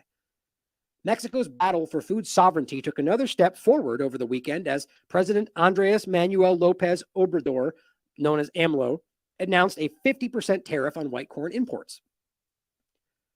The U.S. believes Mexico's recent efforts to ban imports of U.S.-grown GMO corn will hurt farmers. It's quite the opposite, though. Every research, that's the government trying to hide. If you look at the evidence, both of the GMO experiments in places like India and all the rest of them, it's the exact opposite. GMOs hurt the food supply. It's been very clearly outlined. The point I made before is like, why do we allow somebody who dramatically failed with another genetically modified product push another genetically modified product on you in the form of an injection? And another one that failed, again, if you think that's what they were trying to accomplish. I think the GMOs did exactly what they were supposed to. The point is that they're claiming that it'll harm the farmers and run afoul of the U.S.-Mexico trade agreement, free trade agreement. Now, here's the big point. If Mexico wakes up today and goes, you know what, this is hurting people, we want to stop this. And the U.S. goes, no, you made a deal. You mean that, like a deal that you guys break every turn because you don't like what's happening anymore? You violate agreements and accords and UN resolutions. And yeah, but only what you want. The point is just hypocrisy. But ask yourself, what are the lines drawn? So you make an agreement, but then you find out that stuff you're being sold is not in good faith and it's hurting people. Well, that I argue there's probably something in the agreement that says you can not do it. Maybe not. Either way, it's the right thing for the people of Mexico. In early June, the U.S. government announced they were seeking official dispute resolution with Mexico for their recent efforts to ban GMO corn. U.S. Trade Representative Catherine Tai requested dispute settlement consultations with Mexico under this agreement. So basically, a panel will have 6 months to study the complaint and release their findings. If Mexico is found to have violated the agreement, there could be sanctions. Yet another country being economically sanctioned illegally by the U.S. government. That's how this works. No country has the ability to individually cast down sanctions. The point is supposed to go through an international body. It's against the law. It doesn't matter though. But so every country, Russia, China, they're all doing it to some degree. But the U.S. government really started this ball rolling, where they just hand down sanctions because they have the monetary control. That's how this works. And this is economic terrorism. That's what it is. Sanctions like this are economic terrorism. There's no way around that, and it's fundamentally wrong as far as everything about this is this is an individual country using its own power over the finance of other countries to force them to do things they want for their benefit, and it's usually at the expense of the people of those countries. That's just history that you can look up for yourself. But you're going to sanction them if they choose to do something that's right for their people, if it takes money out of the pockets of U.S. oligarchs? That's how this works. Welcome to democracy. Bloomberg recently reported that Canada is now joining the U.S. government's efforts to pressure Mexico to accept GMO corn without restrictions of any kind. Quote, Canada shares the concerns of the U.S. that Mexico's measures are literally, they say, not scientifically supported. Think about how stupid that is. The only thing not scientifically supported is everything the U.S. government is doing. They are pushing everything on you that is quite literally the opposite of what the real science. I mean, it's like the injection. Do you realize how many studies have shown that GMOs are not healthy for you, that literally do in fact cause cancer, or glyphosate, or they just pump out one industry-funded study and go, you're wrong. Sort of like what's happening in East Palestine right now. Isn't that funny? That's how these people operate. Not scientifically supported. My God. So they're literally trying to stop these terrible things from being given or used in their country. And Canada steps up and goes, no, non-science. And they have the potential to unnecessarily disrupt the trade agreements. Okay, that's what it's really about. Bloomberg notes that while Canada is not a major corn exporter, it is, however, one of the world's biggest producers of canola. You know, that disgustingly dangerous and very unhealthy stuff that should go in your car engine and not in your body, that they absolutely export more than almost anybody? Very telling. The vast majority of which is genetically engineered, and that's the point. According to a people familiar with the matter, Canadian officials have expressed concern about prohibitions on food produced using genetically engineered and biotechnology. The point is, the U.S. and the United States are aggressively invested in this direction. So if Mexico starts pushing back, it's going to cause a rift in their push for GMO everything. Quote, Mexico has displaced the United States as the world leader in childhood obesity. I wonder why. As diets rich in native corn and other traditional foods have been replaced by ultra-processed foods and beverages high in sugar, salts, and fats. Right, so the country that's screaming about health, putting forward somebody like Levine to tell you how to be healthy, or Hotez to say, here's how you need to be healthy, put stuff in your body and take dangerous treatments that we have no studies to back up for, that's health in this world, right? So you can see the outcome. Ultra-processed, clearly more dangerous for you. Unhealthy in every possible way. I mean, it's the equivalent of having the U.S. government force other countries to use their baby formula as if the breastfeeding was more dangerous. That's what they actually tried to argue more than once. But it says up here, when it comes to the why behind the government's actions, look no further than the rise in childhood obesity and diabetes. Researchers found that since the NAFTA agreement was enacted in 1994, the United States has been exporting obesity, they said. That's exactly what's happening. The Lopez Obrador government recently stood up to the powerful food and beverage industry to mandate stark warning labels on foods high in those unhealthy ingredients. Its restrictions on GM corn and glyphosate flow from the same commitment to public health. This is the stuff they're trying to push on them under the guise of science and health. We live in Orwell's world, man. This is absolutely mind-blowing. We documented that in 17 of the 28 years since NAFTA took effect, the United States has exported corn, wheat, rice, and other staple crops at prices below what it costs to produce them. How is that even possible? Think about what that means, actually, before we even read the next sentence. So they're selling this stuff. So they're spending $100 to make it and selling it for 50 or whatever the numbers are. You are selling it for less than what you cost. So that you're losing money. So why would they be doing that? Well, this is an unfair trade practice known as agricultural dumping, and it springs from chronic overproduction of such products in that country's heavily industrialized agriculture. So this is why, as Brian in the past has pointed out, you have fields of squash and stuff just rotting because they're paid to let it sit there, because this is artificial. As we act like we're trying to make food for the starving countries, we are literally overproducing, underselling, and letting this stuff rot, or forcing stores to dump and sell. I mean, I've gone over this stuff 1,000 times. We produce enough food in this country to feed the hungry. I think it was 3 times over. I forget the exact numbers off the top of my head. We talk about the people that are starving. Here, let me just do this real quick. It's an old article, not that old, but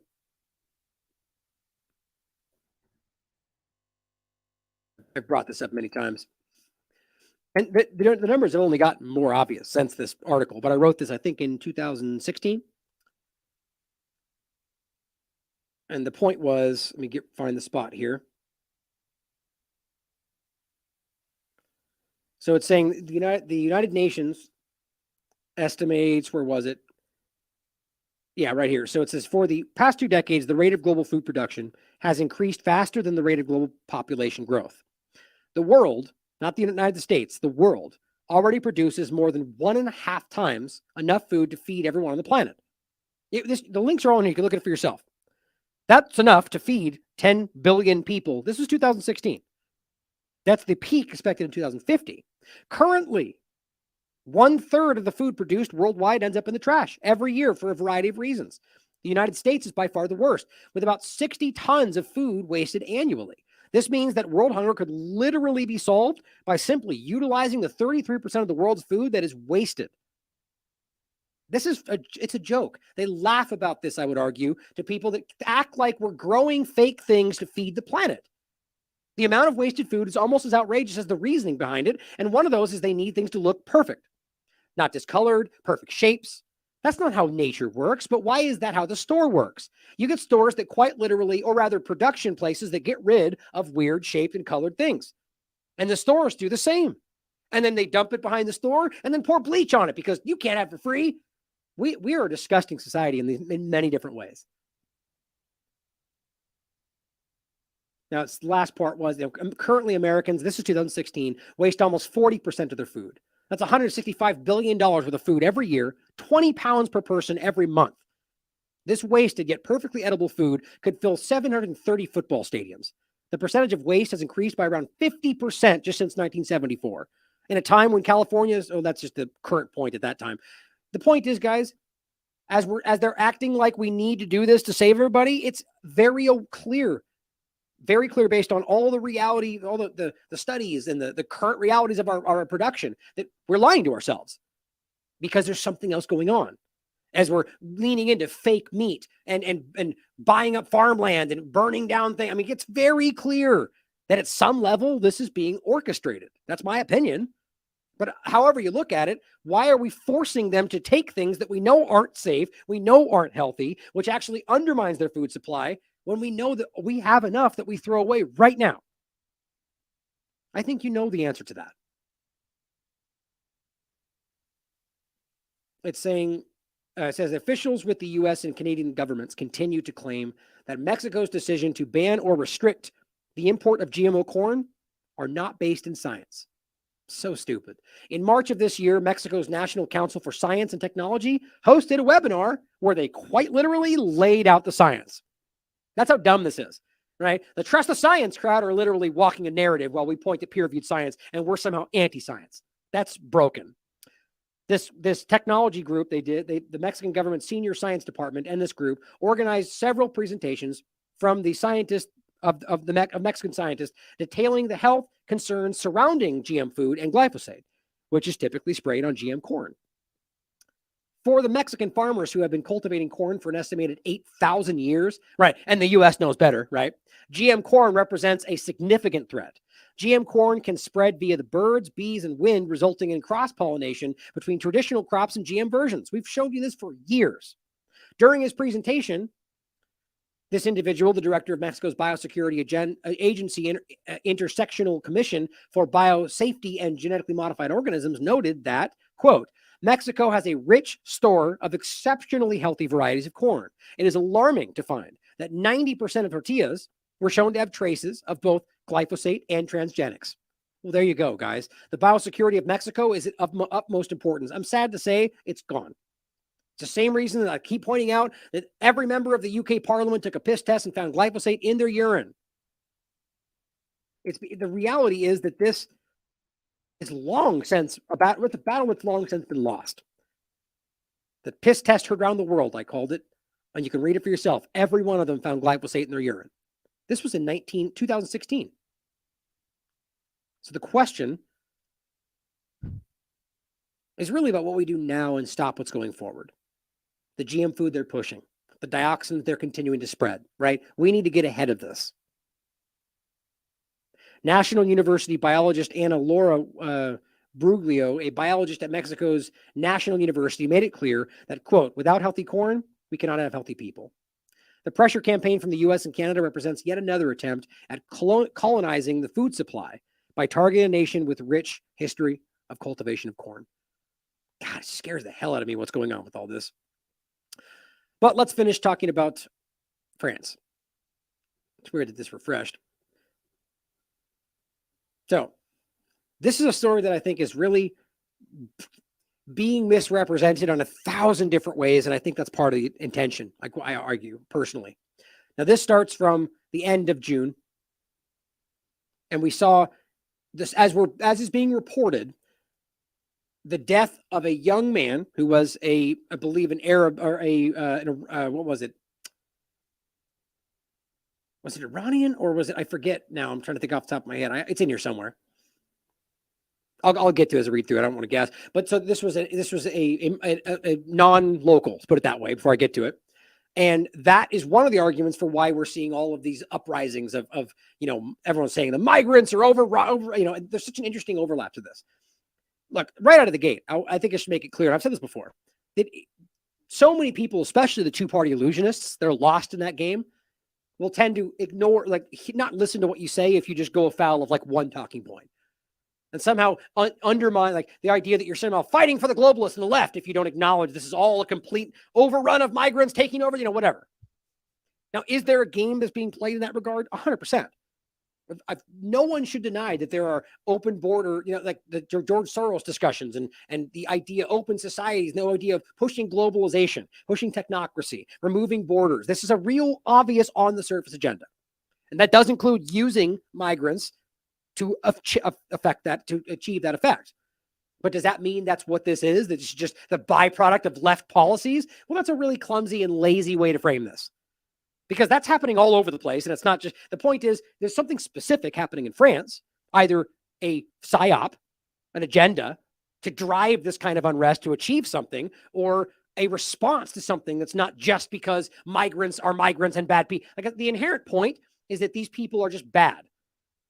Right? That's you'll see that from a lot of these disgusting people, specifically on the right now, that are going, just because they're from the Middle East, that somehow they're all terrorists, or because they're coming from this location, that they're somehow all, violent rapists and all this stuff. And it just kills me. There are examples of it, just like with the trans conversation. There are very clear examples of people that are coming over from other countries and raping people or committing crimes. And that should be called out and addressed for what it is. And that does include the fact that that was done because of certain policies, or allowed at the very least. But does that mean every single one? Of course not. I hate that we even have to point that out. So just so that's clear, there is an overlap to this that's very much part of what's going on. But let's start at this point right here. Weirdly enough, I can't find this guy's full name. This kid is 17-year-old Nahel M is all I can find. I don't know if that's because this is translated or they're hiding his full name. I'm not sure. But this kid was in a car, and the story was that he was trying to drive into the police officers, and they shot him. That went everywhere. People were upset about it. Then a video was released, and that's what this report is about, that very clearly showed the police, they lied about it. They were on the side of the car. They stopped him for a traffic result. The guy even threatened to shoot him in the head, and then he shot him in the head. That's literally what happened. And you can, the video is easy to see. And so that then caused massive surge in people very upset about that. Now that's clearly part of it. But like France before about the age of retirement conversation, people did protest about that. But was that all that happened? Clearly not. And we showed you that before. Now I reached out to Freddie Pontone, who I'm hoping to have on the show when he recovers. And he gave me some insight into what he thought as well. And he's the person we talked about the last time.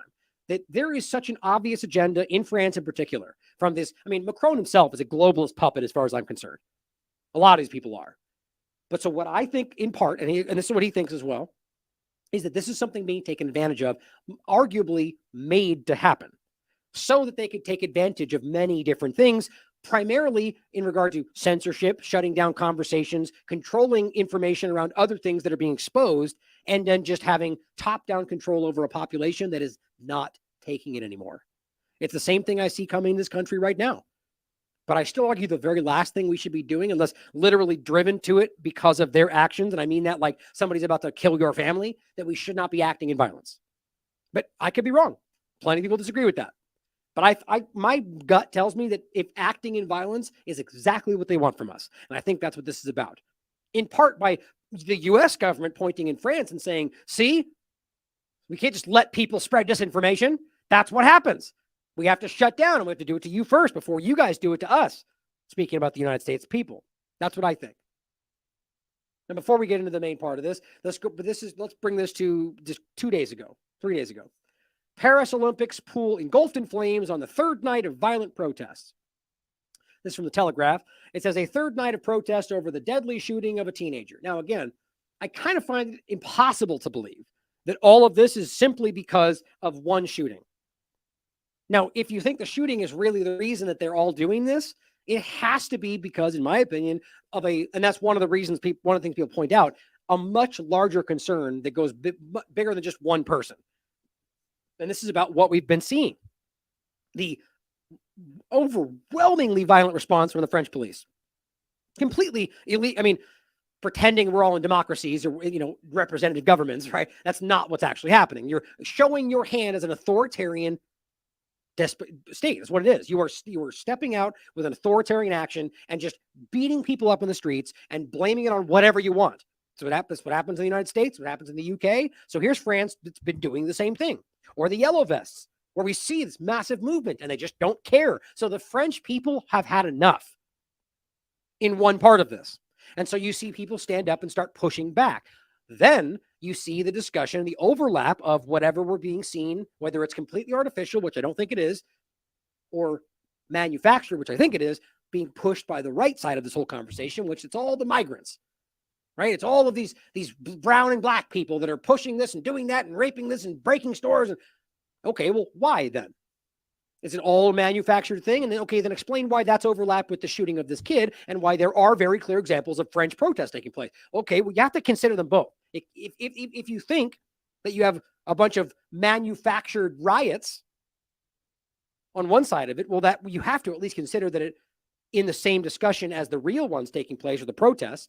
But if you think this is just like a engineered color revolution to create the kind of things we've seen with the past open societies conversations, well, how does that overlap with the shooting and the protests? Maybe they have nothing to do with one another, but you at least have to acknowledge that. My problem is that I see people on the right just kind of sweeping away all of this and act like that's all fake news and it's all about this one thing. That is how the two-party illusion breaks logic, in my opinion. You might even be right and you're still missing half the story. But in any case, we'll get into more of that in a second. Going forward, the unrest overnight followed a march on Thursday in the memory of the 17-year-old named Nahal M. Again, that's strange to me, whose death has revived long-standing grievances about policing and racial profiling in France's low-income and multi-ethnic suburbs. Now, that would make sense at some level, that people are like, look, you see in the United States, you've got Black Lives Matter movements marching with police over accountability, and that was the whole point, right? It was all because they were marching through, rioting in many cases because they felt the police were, okay, well, at the very least, narrative-wise, that kind of overlaps. Well, we know that the Black Lives Matter movement was not organic. In some ways, it was. but there were absolutely agendas that were driving this for many different reasons. So you see my point? There's overlaps to that. So if we know for sure that there is this kind of underlying problem, which I do think is there, I don't think these governments care at all about any side of whatever ethnicity, but it can be perceived from certain people as being focused on them. And then they can, especially when a young kid gets shot who is of certain ethnicities. Gerald Darmanin, the interior minister, said 667 people have been arrested in what they've been described as a night of rare violence. That's crazy.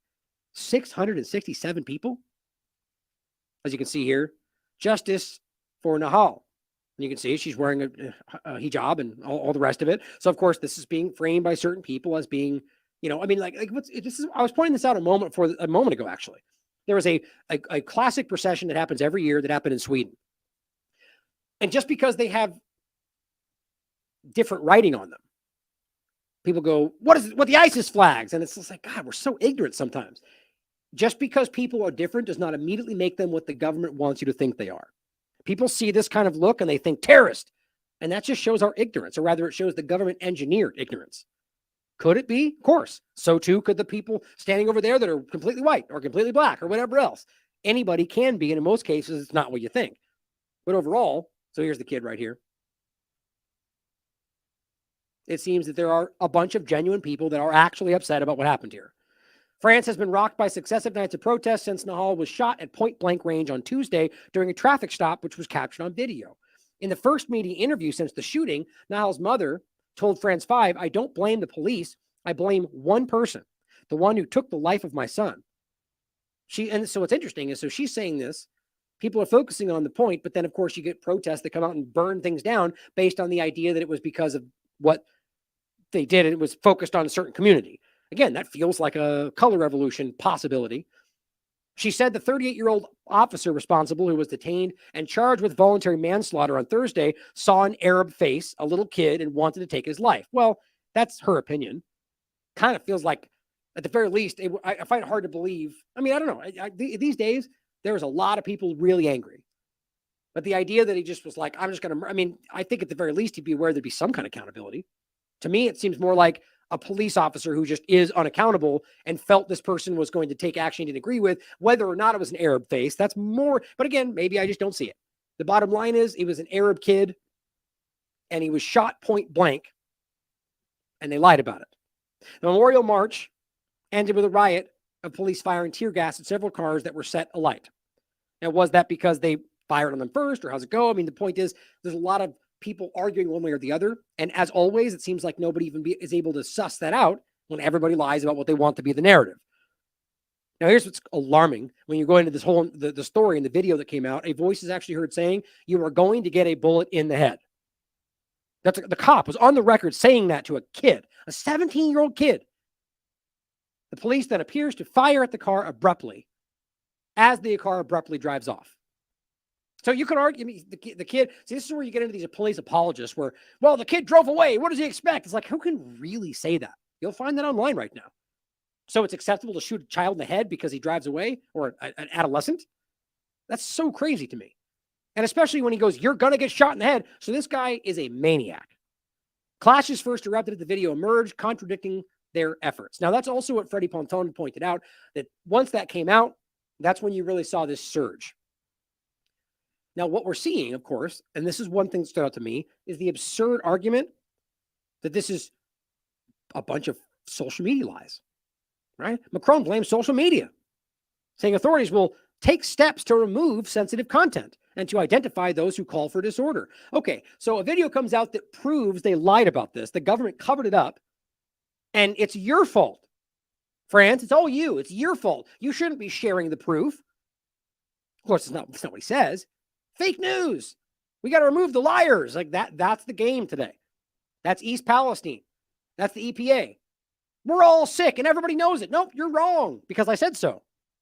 So Macron goes, nope, it's all because of lies. Don't trust the video. This is where we are. They are teetering on the edge if this is what's happening, guys. I really feel that way. The point that if they're just like blatantly going, "You're lying," and that's it, and we're going, "Well, we're not though. We all know it, and we know we're not lying." Then it's dangerous, and that's why we're watching the way they're acting. is almost as if they just don't want to acknowledge the reality and they're just kind of going about their business. To me, that screams desperation. Freddie Ponton writes, the French Minister of Justice on freedom of speech. Now, the translation's a little wonky, but he says, we're going to freak the accounts. The judicial authority may ask for the operators and to deliver their IP addresses. So they're literally hunting down individuals who simply showed the truth. When that door is open, there is no way to know where it will end, Freddie says. And this is in French, but you can hear him just basically saying that, we're going to hunt these people down. As Sarah Abdallah points out, Macron is a hypocrite, as always. Here, this on June 30th, the Spreader team is pointing out a very important video. It's in French, but he's in 2020. Macron is saying in Lebanese, or to the Lebanese, the revolution does not happen by anyone's order. People make it happen. The revolution that they were clearly involved with driving to happen. But of course, their point being, hey, people got to do what people are going to do. We can't just step in. Today, of course, protests are not legal and no one has the right to revolt against, of course, right? See, fair protests when it's your enemies dealing with what you created. Of course, when it's happening to you, well, it's illegal and it's not, it's a riot. It's just always how this game is played. It's sad. Dimitri points out that Emmanuel Macron's country is going up in flames. And what is he doing? Well, he's talking to Canada about Ukraine, of course, and Haiti, because that's what matters, right? That's my point. How can you not address what's going on right now? That's because you are hoping that it goes away. Macron should fix his own disastrous mess before he continues to meddle in other affairs. But yeah, here he is talking about Ukraine. Now, before we go forward, basically what Freddie Ponton had told me in his opinion, essentially, is that he does believe that the unrest, kind of the recent unrest, is largely from the Nahal M being shot and then the way they lied about it. Because the video shows point blank executed. And they immediately tried to spin the story. They lied about it. And now it's provable, right? So that in and of itself is a big deal. But he says his personal view is also that this was completely a setup. And this is something that I really do begin to see everywhere. Now, we should question it all. Don't believe we can prove that we know for sure. But the point is that based on what we've seen from the past, in France in particular, that we're seeing people, take January 6th, for example, in the U.S. example, that we are in a lot of ways being set up more than I've ever seen. And I think that speaks to where this is about to go. I think they're aware that people are seeing through all of this stuff. So in his opinion, he believes that there's a lot of this was being essentially set up to drive people in the direction of this plan.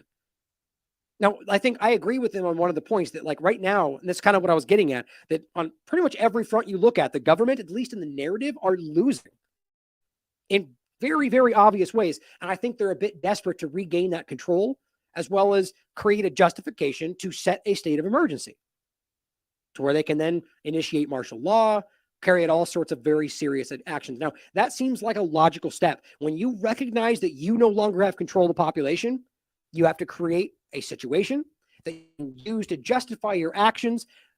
Here's a problem that you created. Here's what I propose as a solution that you already had ready. Right? And as people are going, please do something. That's how it works. Now, I really believe that's where this is at. Now, the social media aspect of it, I think, is also a really important part of this. That we know, as they're telling us, that this needs to be taken care of. It's all fake news. Well, that's going to lead to the absolute justification to censor and control everything you do online. It's already happening, guys. It's not hard to see. But that brings us to what we're seeing on the other side of this, right? All the videos and reports of the migrants, rape, all the different stuff that's happening. Well, you are seeing a lot of this stuff, and I think it's very strange. That's why, in my opinion, I agree. I think that this is being used. Now, whether this was done potentially from the shooting in general or not to drive it, it's up for you to decide.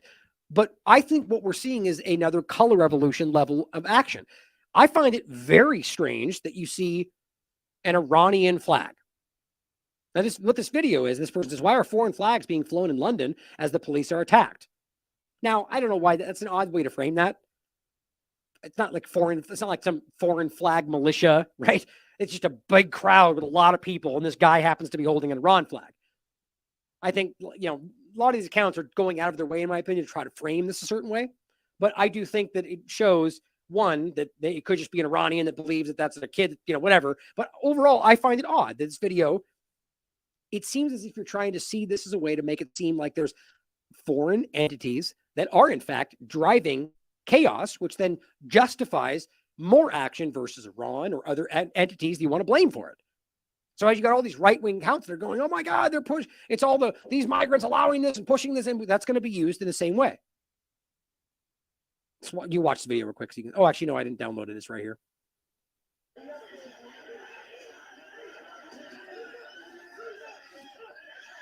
So they're trying to arrest this guy, clearly, and everyone's attacking them.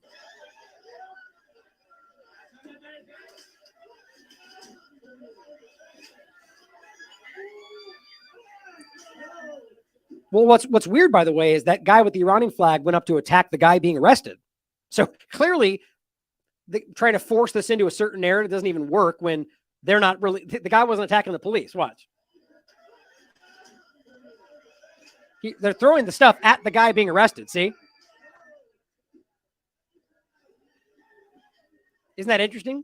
So again, why are foreign flags being flown as the police are attacked? Well, that's the way the narrative works for what everyone's saying, right? That foreign entities are overrunning the kind of going at, well, they were going after the guy being arrested. Doesn't that kind of, I guess, doesn't matter. You know, don't let the facts get in the way of your narrative, right? But either way, I think that the Iranian flag is going to be pointed out. But I overall do think that this is interesting. It screams color revolution kind of momentum, right? That they use a real event and then it blows out of proportion, and the people that have already stopped, protesting that fall to the background, and then weirdly enough, it just keeps getting more violent and more violent. That's usually a good sign that it's not organic. But it says, why are we importing problems from elsewhere into a capital city? Of course, that's the kind of narrative. It's left-right paradigm politics, and I'm not saying it's necessarily wrong. I just tend to think that people in that paradigm will overlook a lot of things to sell what they think is happening. But Hassan Mafi points something out I just want to include I think is interesting. This is France as well. We're seeing a lot of fireworks. And a lot of people framing that as like war zone. You look and it's like, what's green and purple fireworks? It doesn't even look like, but anyway, there is fire, obviously. It's saying, he says, has the U.S. started to arm the French moderate rebels and support their fight for freedom? Obviously, he's trying to make fun of how they frame anything they want as good guys fighting for freedom anywhere in the world. But then if this was French people fighting for their own, fighting against the government, well, they wouldn't support that. But then at the same time, you might ask yourself, is that possibly what's actually happening? Do we have an outside effort by larger powers, not, think globally at this point, including the U.S. government, driving this kind of stuff? Like we did see the video of police vans full of weapons and all this stuff. But again, there's so much out there that we can't verify. A lot of videos, like always, that's the point I made earlier, from China or elsewhere, where we look back, 2 months from now, and it's like half the videos seem like were from 2016. They were old. They were altered. That happens every single time. And you know what you always find, which I think is hilarious? None of that stuff gets censored, which I don't think it should. But they censor all the time stuff that you can prove is true. Don't you love that? Because that's the real dangerous stuff. It is the truth. But, all the spreading of aggressive misinformation is by the typical characters you might expect. France has fallen to an African migrants and is now an Islamic caliphate. This wasn't a joke, by the way. He's literally saying this. France has fallen to African migrants and is now an Islamic caliphate. Where did that even come from? Well, Christians are being publicly raped and murdered across the entire country. French police and mainstream media can't even keep track of which towns have been totally burned to the ground. The French led in the Trojan horse, and now they've been conquered. Western civilization is on the brink of collapse. Yeah, that's called fear porn. And even Twitter follows up and says, nope, that didn't happen. These cities aren't burned down. Oh, yes, there's all sorts of serious problems happening, but this is just taking something that is happening and is really serious and just adding hyperbolic ridiculousness to it.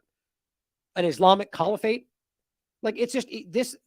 Anyway, guys, just be careful who you listen to, please. It's getting outrageous out there. Here's another example of stuff being spread. Real. You can look at it for yourself. It's an old video. The guy has no cartridge in his gun. It's fake. It's an old video and it's fake. It's not even, but yet snipers. Does anybody check anything anymore? I don't understand it.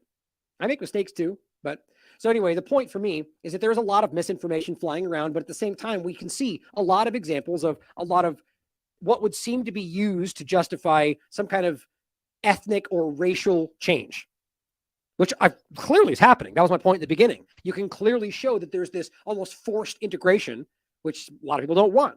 And some people think that's racist not to want it. But again, that's not even the conversation to have today. The point here is that this is being used to justify action by France, by the US. Now, if one side of the paradigm only wants to see this as left politics have to collapse this country, you're not paying attention to the bigger point, in my opinion. And if you do think that's what's happening, how do you make sense of all the rest of the information? That's the problem, is you don't just get to ignore half the story to make what you think is happening true. In that being said, I'm still not saying you're wrong. I'm saying I don't think we know for sure. But they hate that, don't they? Well, here's examples of some pretty severe problems. This is Paris. I mean, this is actually wild. Look at how these are cars just burned down in the streets, all along the street. Of course, hardly is that the entire city burned down. It's not what's happening. That's crazy, man. This is Paris.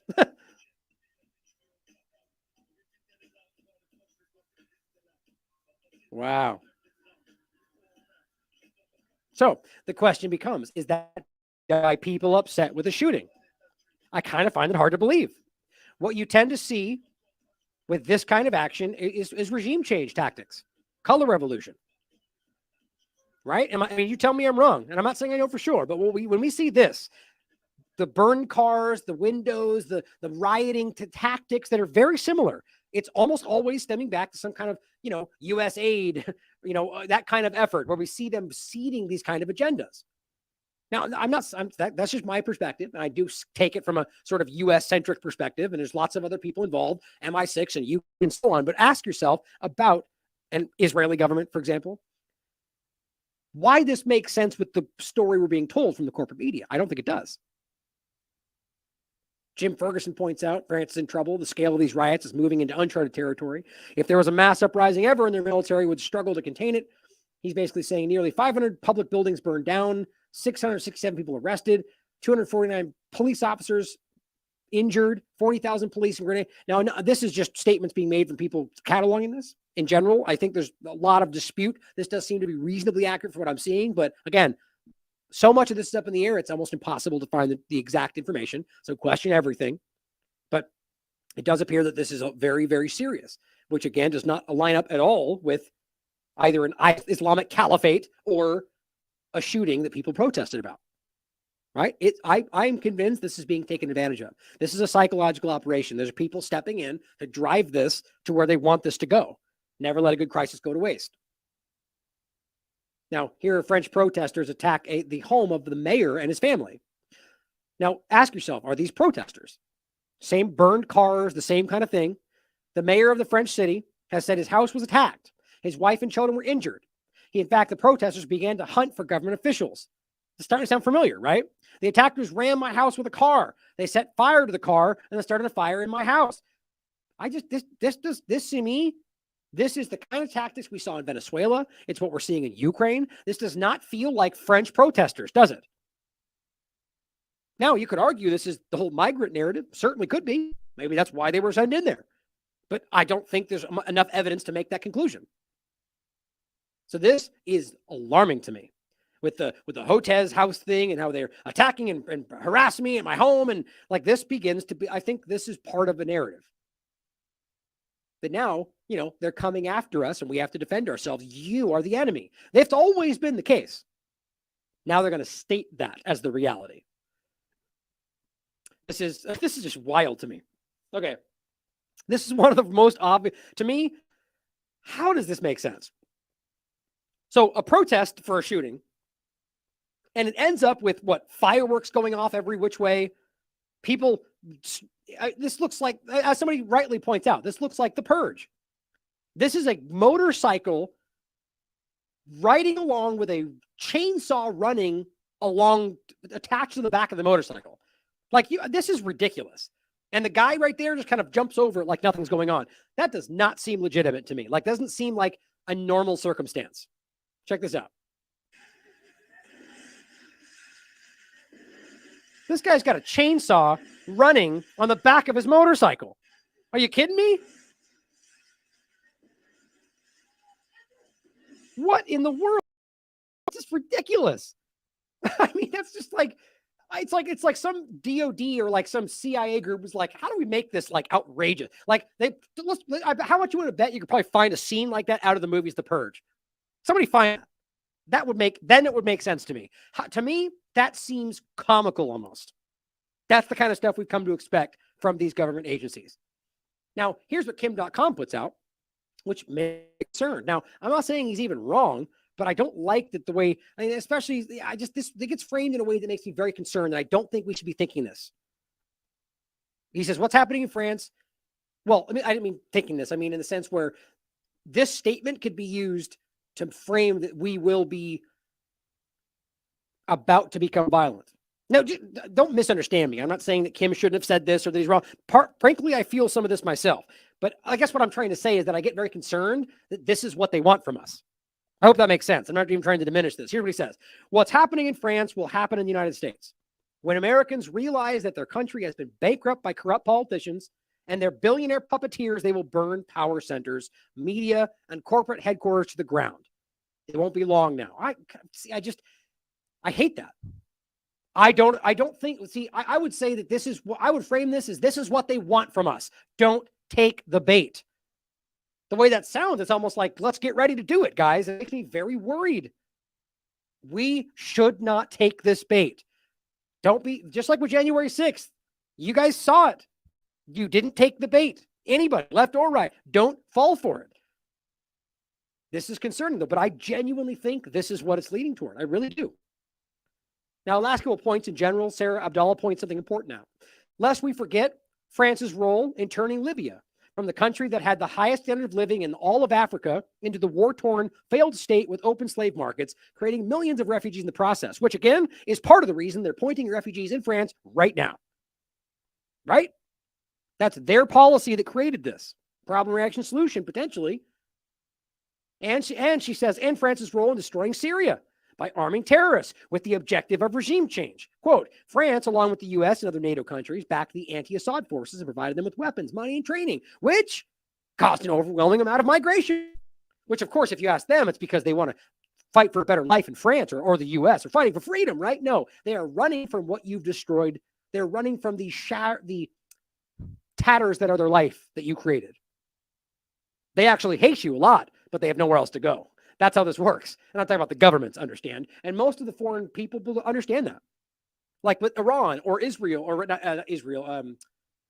What's the one I was thinking of? What's the other one? Well, anyways, like Iran, for example, where they say, they step on the flag and they're just the United States or whatever. And they've been on the record so many times going, look, guys, we're not talking about you. We're talking about the government. And I get the same point. The United States is, rather the way the frame it is the government. The way they act overseas, I mean. And they understand that. So the point is that we have to recognize that we're staring at the way they've created this. I mean, look at Ukraine doing the same thing. They're creating this whole problem by creating wars that drive migration and then acting like it's just, and then blaming the countries they attack. She also adds one last thing. By the way, while this is happening, Israel is yet again bombing Syria. Completely illegal. There's literally nothing legal about it. There's no declaration of war. They're bombing civilian locations, and nobody ever cares outside of the independent media because we care about democracy and freedom and human life, right? People are disgusting hypocrites. And then lastly, just on an associated point, Bernie's tweets points out, meanwhile, in the UK, because there's also stuff happening around the UK as well, or just in general in Europe, right? There's protests and it's kind of bleeding out elsewhere. Well, police are now refusing to respond to requests for help. Why? Well, because they'd have to deal with it. Right. You need to get around to the co-op. Honestly, there's just been a fight round there because people are trying to stop the shoplifters that you're doing nothing about. There's a member of the public just been assaulted by a 15-year-old girl who's drunk, had a drink thrown in her face, got punched. People have called the police. We come around here and you're sitting here. I'm not responsible, unfortunately, not my I know you're not, but the sight of the car will make them scatter. Yeah, but then I have to deal with it. And you're afraid to deal with it then? That's not the point. It kind of is the point. That's the perception. Well, it doesn't matter whether you want to pretend that they're saying that from like a bureaucracy level. right? Well, no, technically I'm not supposed to go over there because then I have to write down that I was there and I'm not supposed to be there. So it doesn't matter whether you think he's doing his job or not. My point is always that the bureaucracy is the problem. The government, right? The red tape, the bullshit, man. The fact that these people are right there and 30 feet around the road, there's people being beat up, violated. And they're like, no, sorry, man, I'm not supposed to be there. Get up and do something, man. Be a human being and protect and serve, right? The problem is that we have broken ourselves in so many ways that these people are just go along to get along. That's who they hire now, right? So we got a military of people that are inept and barely able to function, and now you've got a bunch of police forces that are just fat and don't want to do anything. Fantastic! Except when they really want to enforce, the real enforcement comes out, right? Those are the people you don't even see on a daily basis. These are the people that are supposed to make you feel like you're being protected. They're not there to protect. I'm here and not around there. That's just cowardice. No, it's not. No, it is. No, it's not. I'm afraid it is. Okay, well, we will take. This is the whole reason these problems exist. Okay, well, we beg to differ on that one. That's a pretty poor attitude, I'm afraid. Again, you have your opinion, I have mine. Wow. That's disappointing. Sure is. Sure is. Well, I'll leave it there for today. I'm going to leave you with a video that I won't forget this time. I did forget the last one, and I'm sorry about that because we needed a good laugh after that last video. So I apologize. I forgot to include it. But today is going to be a different video. It's one just to finish off with the same kind of point of what we've been talking about today. And it's that classic video that you might not have seen that the U.S. Army put out, telling you that they've been involved with some of the most obvious CIA counter operations and coups throughout history, and telling you that we're always there. We're always watching, and we will manipulate you. But then if you point at that later, you're called a conspiracy theorist. Reality of the world, guys, from the CIA clip to begin, where he's literally telling you that we make wars, we lie about this, we lie with journalists. The point is that it's only gotten exponentially worse today from where it was then. And this video is just simply them taunting that they know you know, for those of us that do. So just recognize where we really are. And I think that this is more about scaring you back from doing anything than actually than them feeling like they're winning. Let's put it that way. I think they're well aware the powers that shouldn't be. Either on that note, actually, I should recommend, let's see, link. Hold on, let me grab this link for you real quick. The new shirt that I haven't mentioned many times. We have a they shirt now, which I think is important since I've just mentioned it. Here is our new shirt, which we still have the truthclothing.io and all the question everything shirts and everything else, but we now have the absolute free speech absolutist shirt, as well as the they shirt. And what it basically is a shirt that says they and the hierarchy enslaving you, which is what it stands for. The reality of it, right? The hierarchy enslaving you. That's what it ultimately comes down to. So I will leave you with a video showing you what that really is, right? The idea of these power structures that are openly taunting what they're doing. We see it. And the point is that I think these power structures, the powers that wish they were, are desperate because we are having an effect. You are having an effect. So don't give up. Don't get discouraged. I myself get discouraged all the time, but you guys give me hope for the future every single day, which is why I come back. I love you all. As always, question everything. Come to your own conclusions. Stay vigilant. There is another very important phase of warfare. It has as its target not the body, but the mind of the enemy. The target of psychological warfare is against the enemy's mind. It is words and ideas. The ammunition used by Psyop.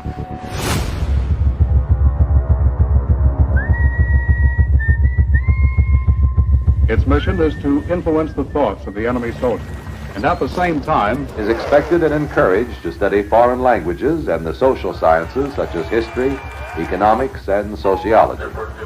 He must have a broad and sympathetic understanding of all phases of human experience. Gripping at my skin, the walls of night close in. But the use of this force as an integral part of combat has now taken on new form.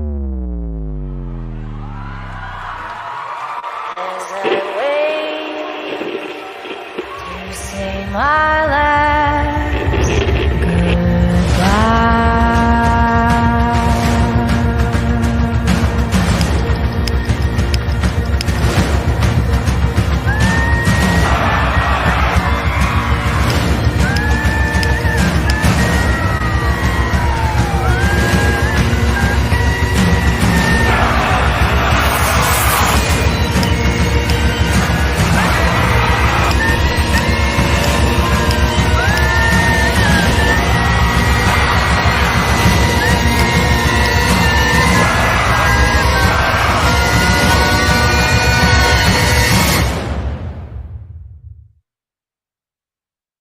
These are the Psy War soldiers.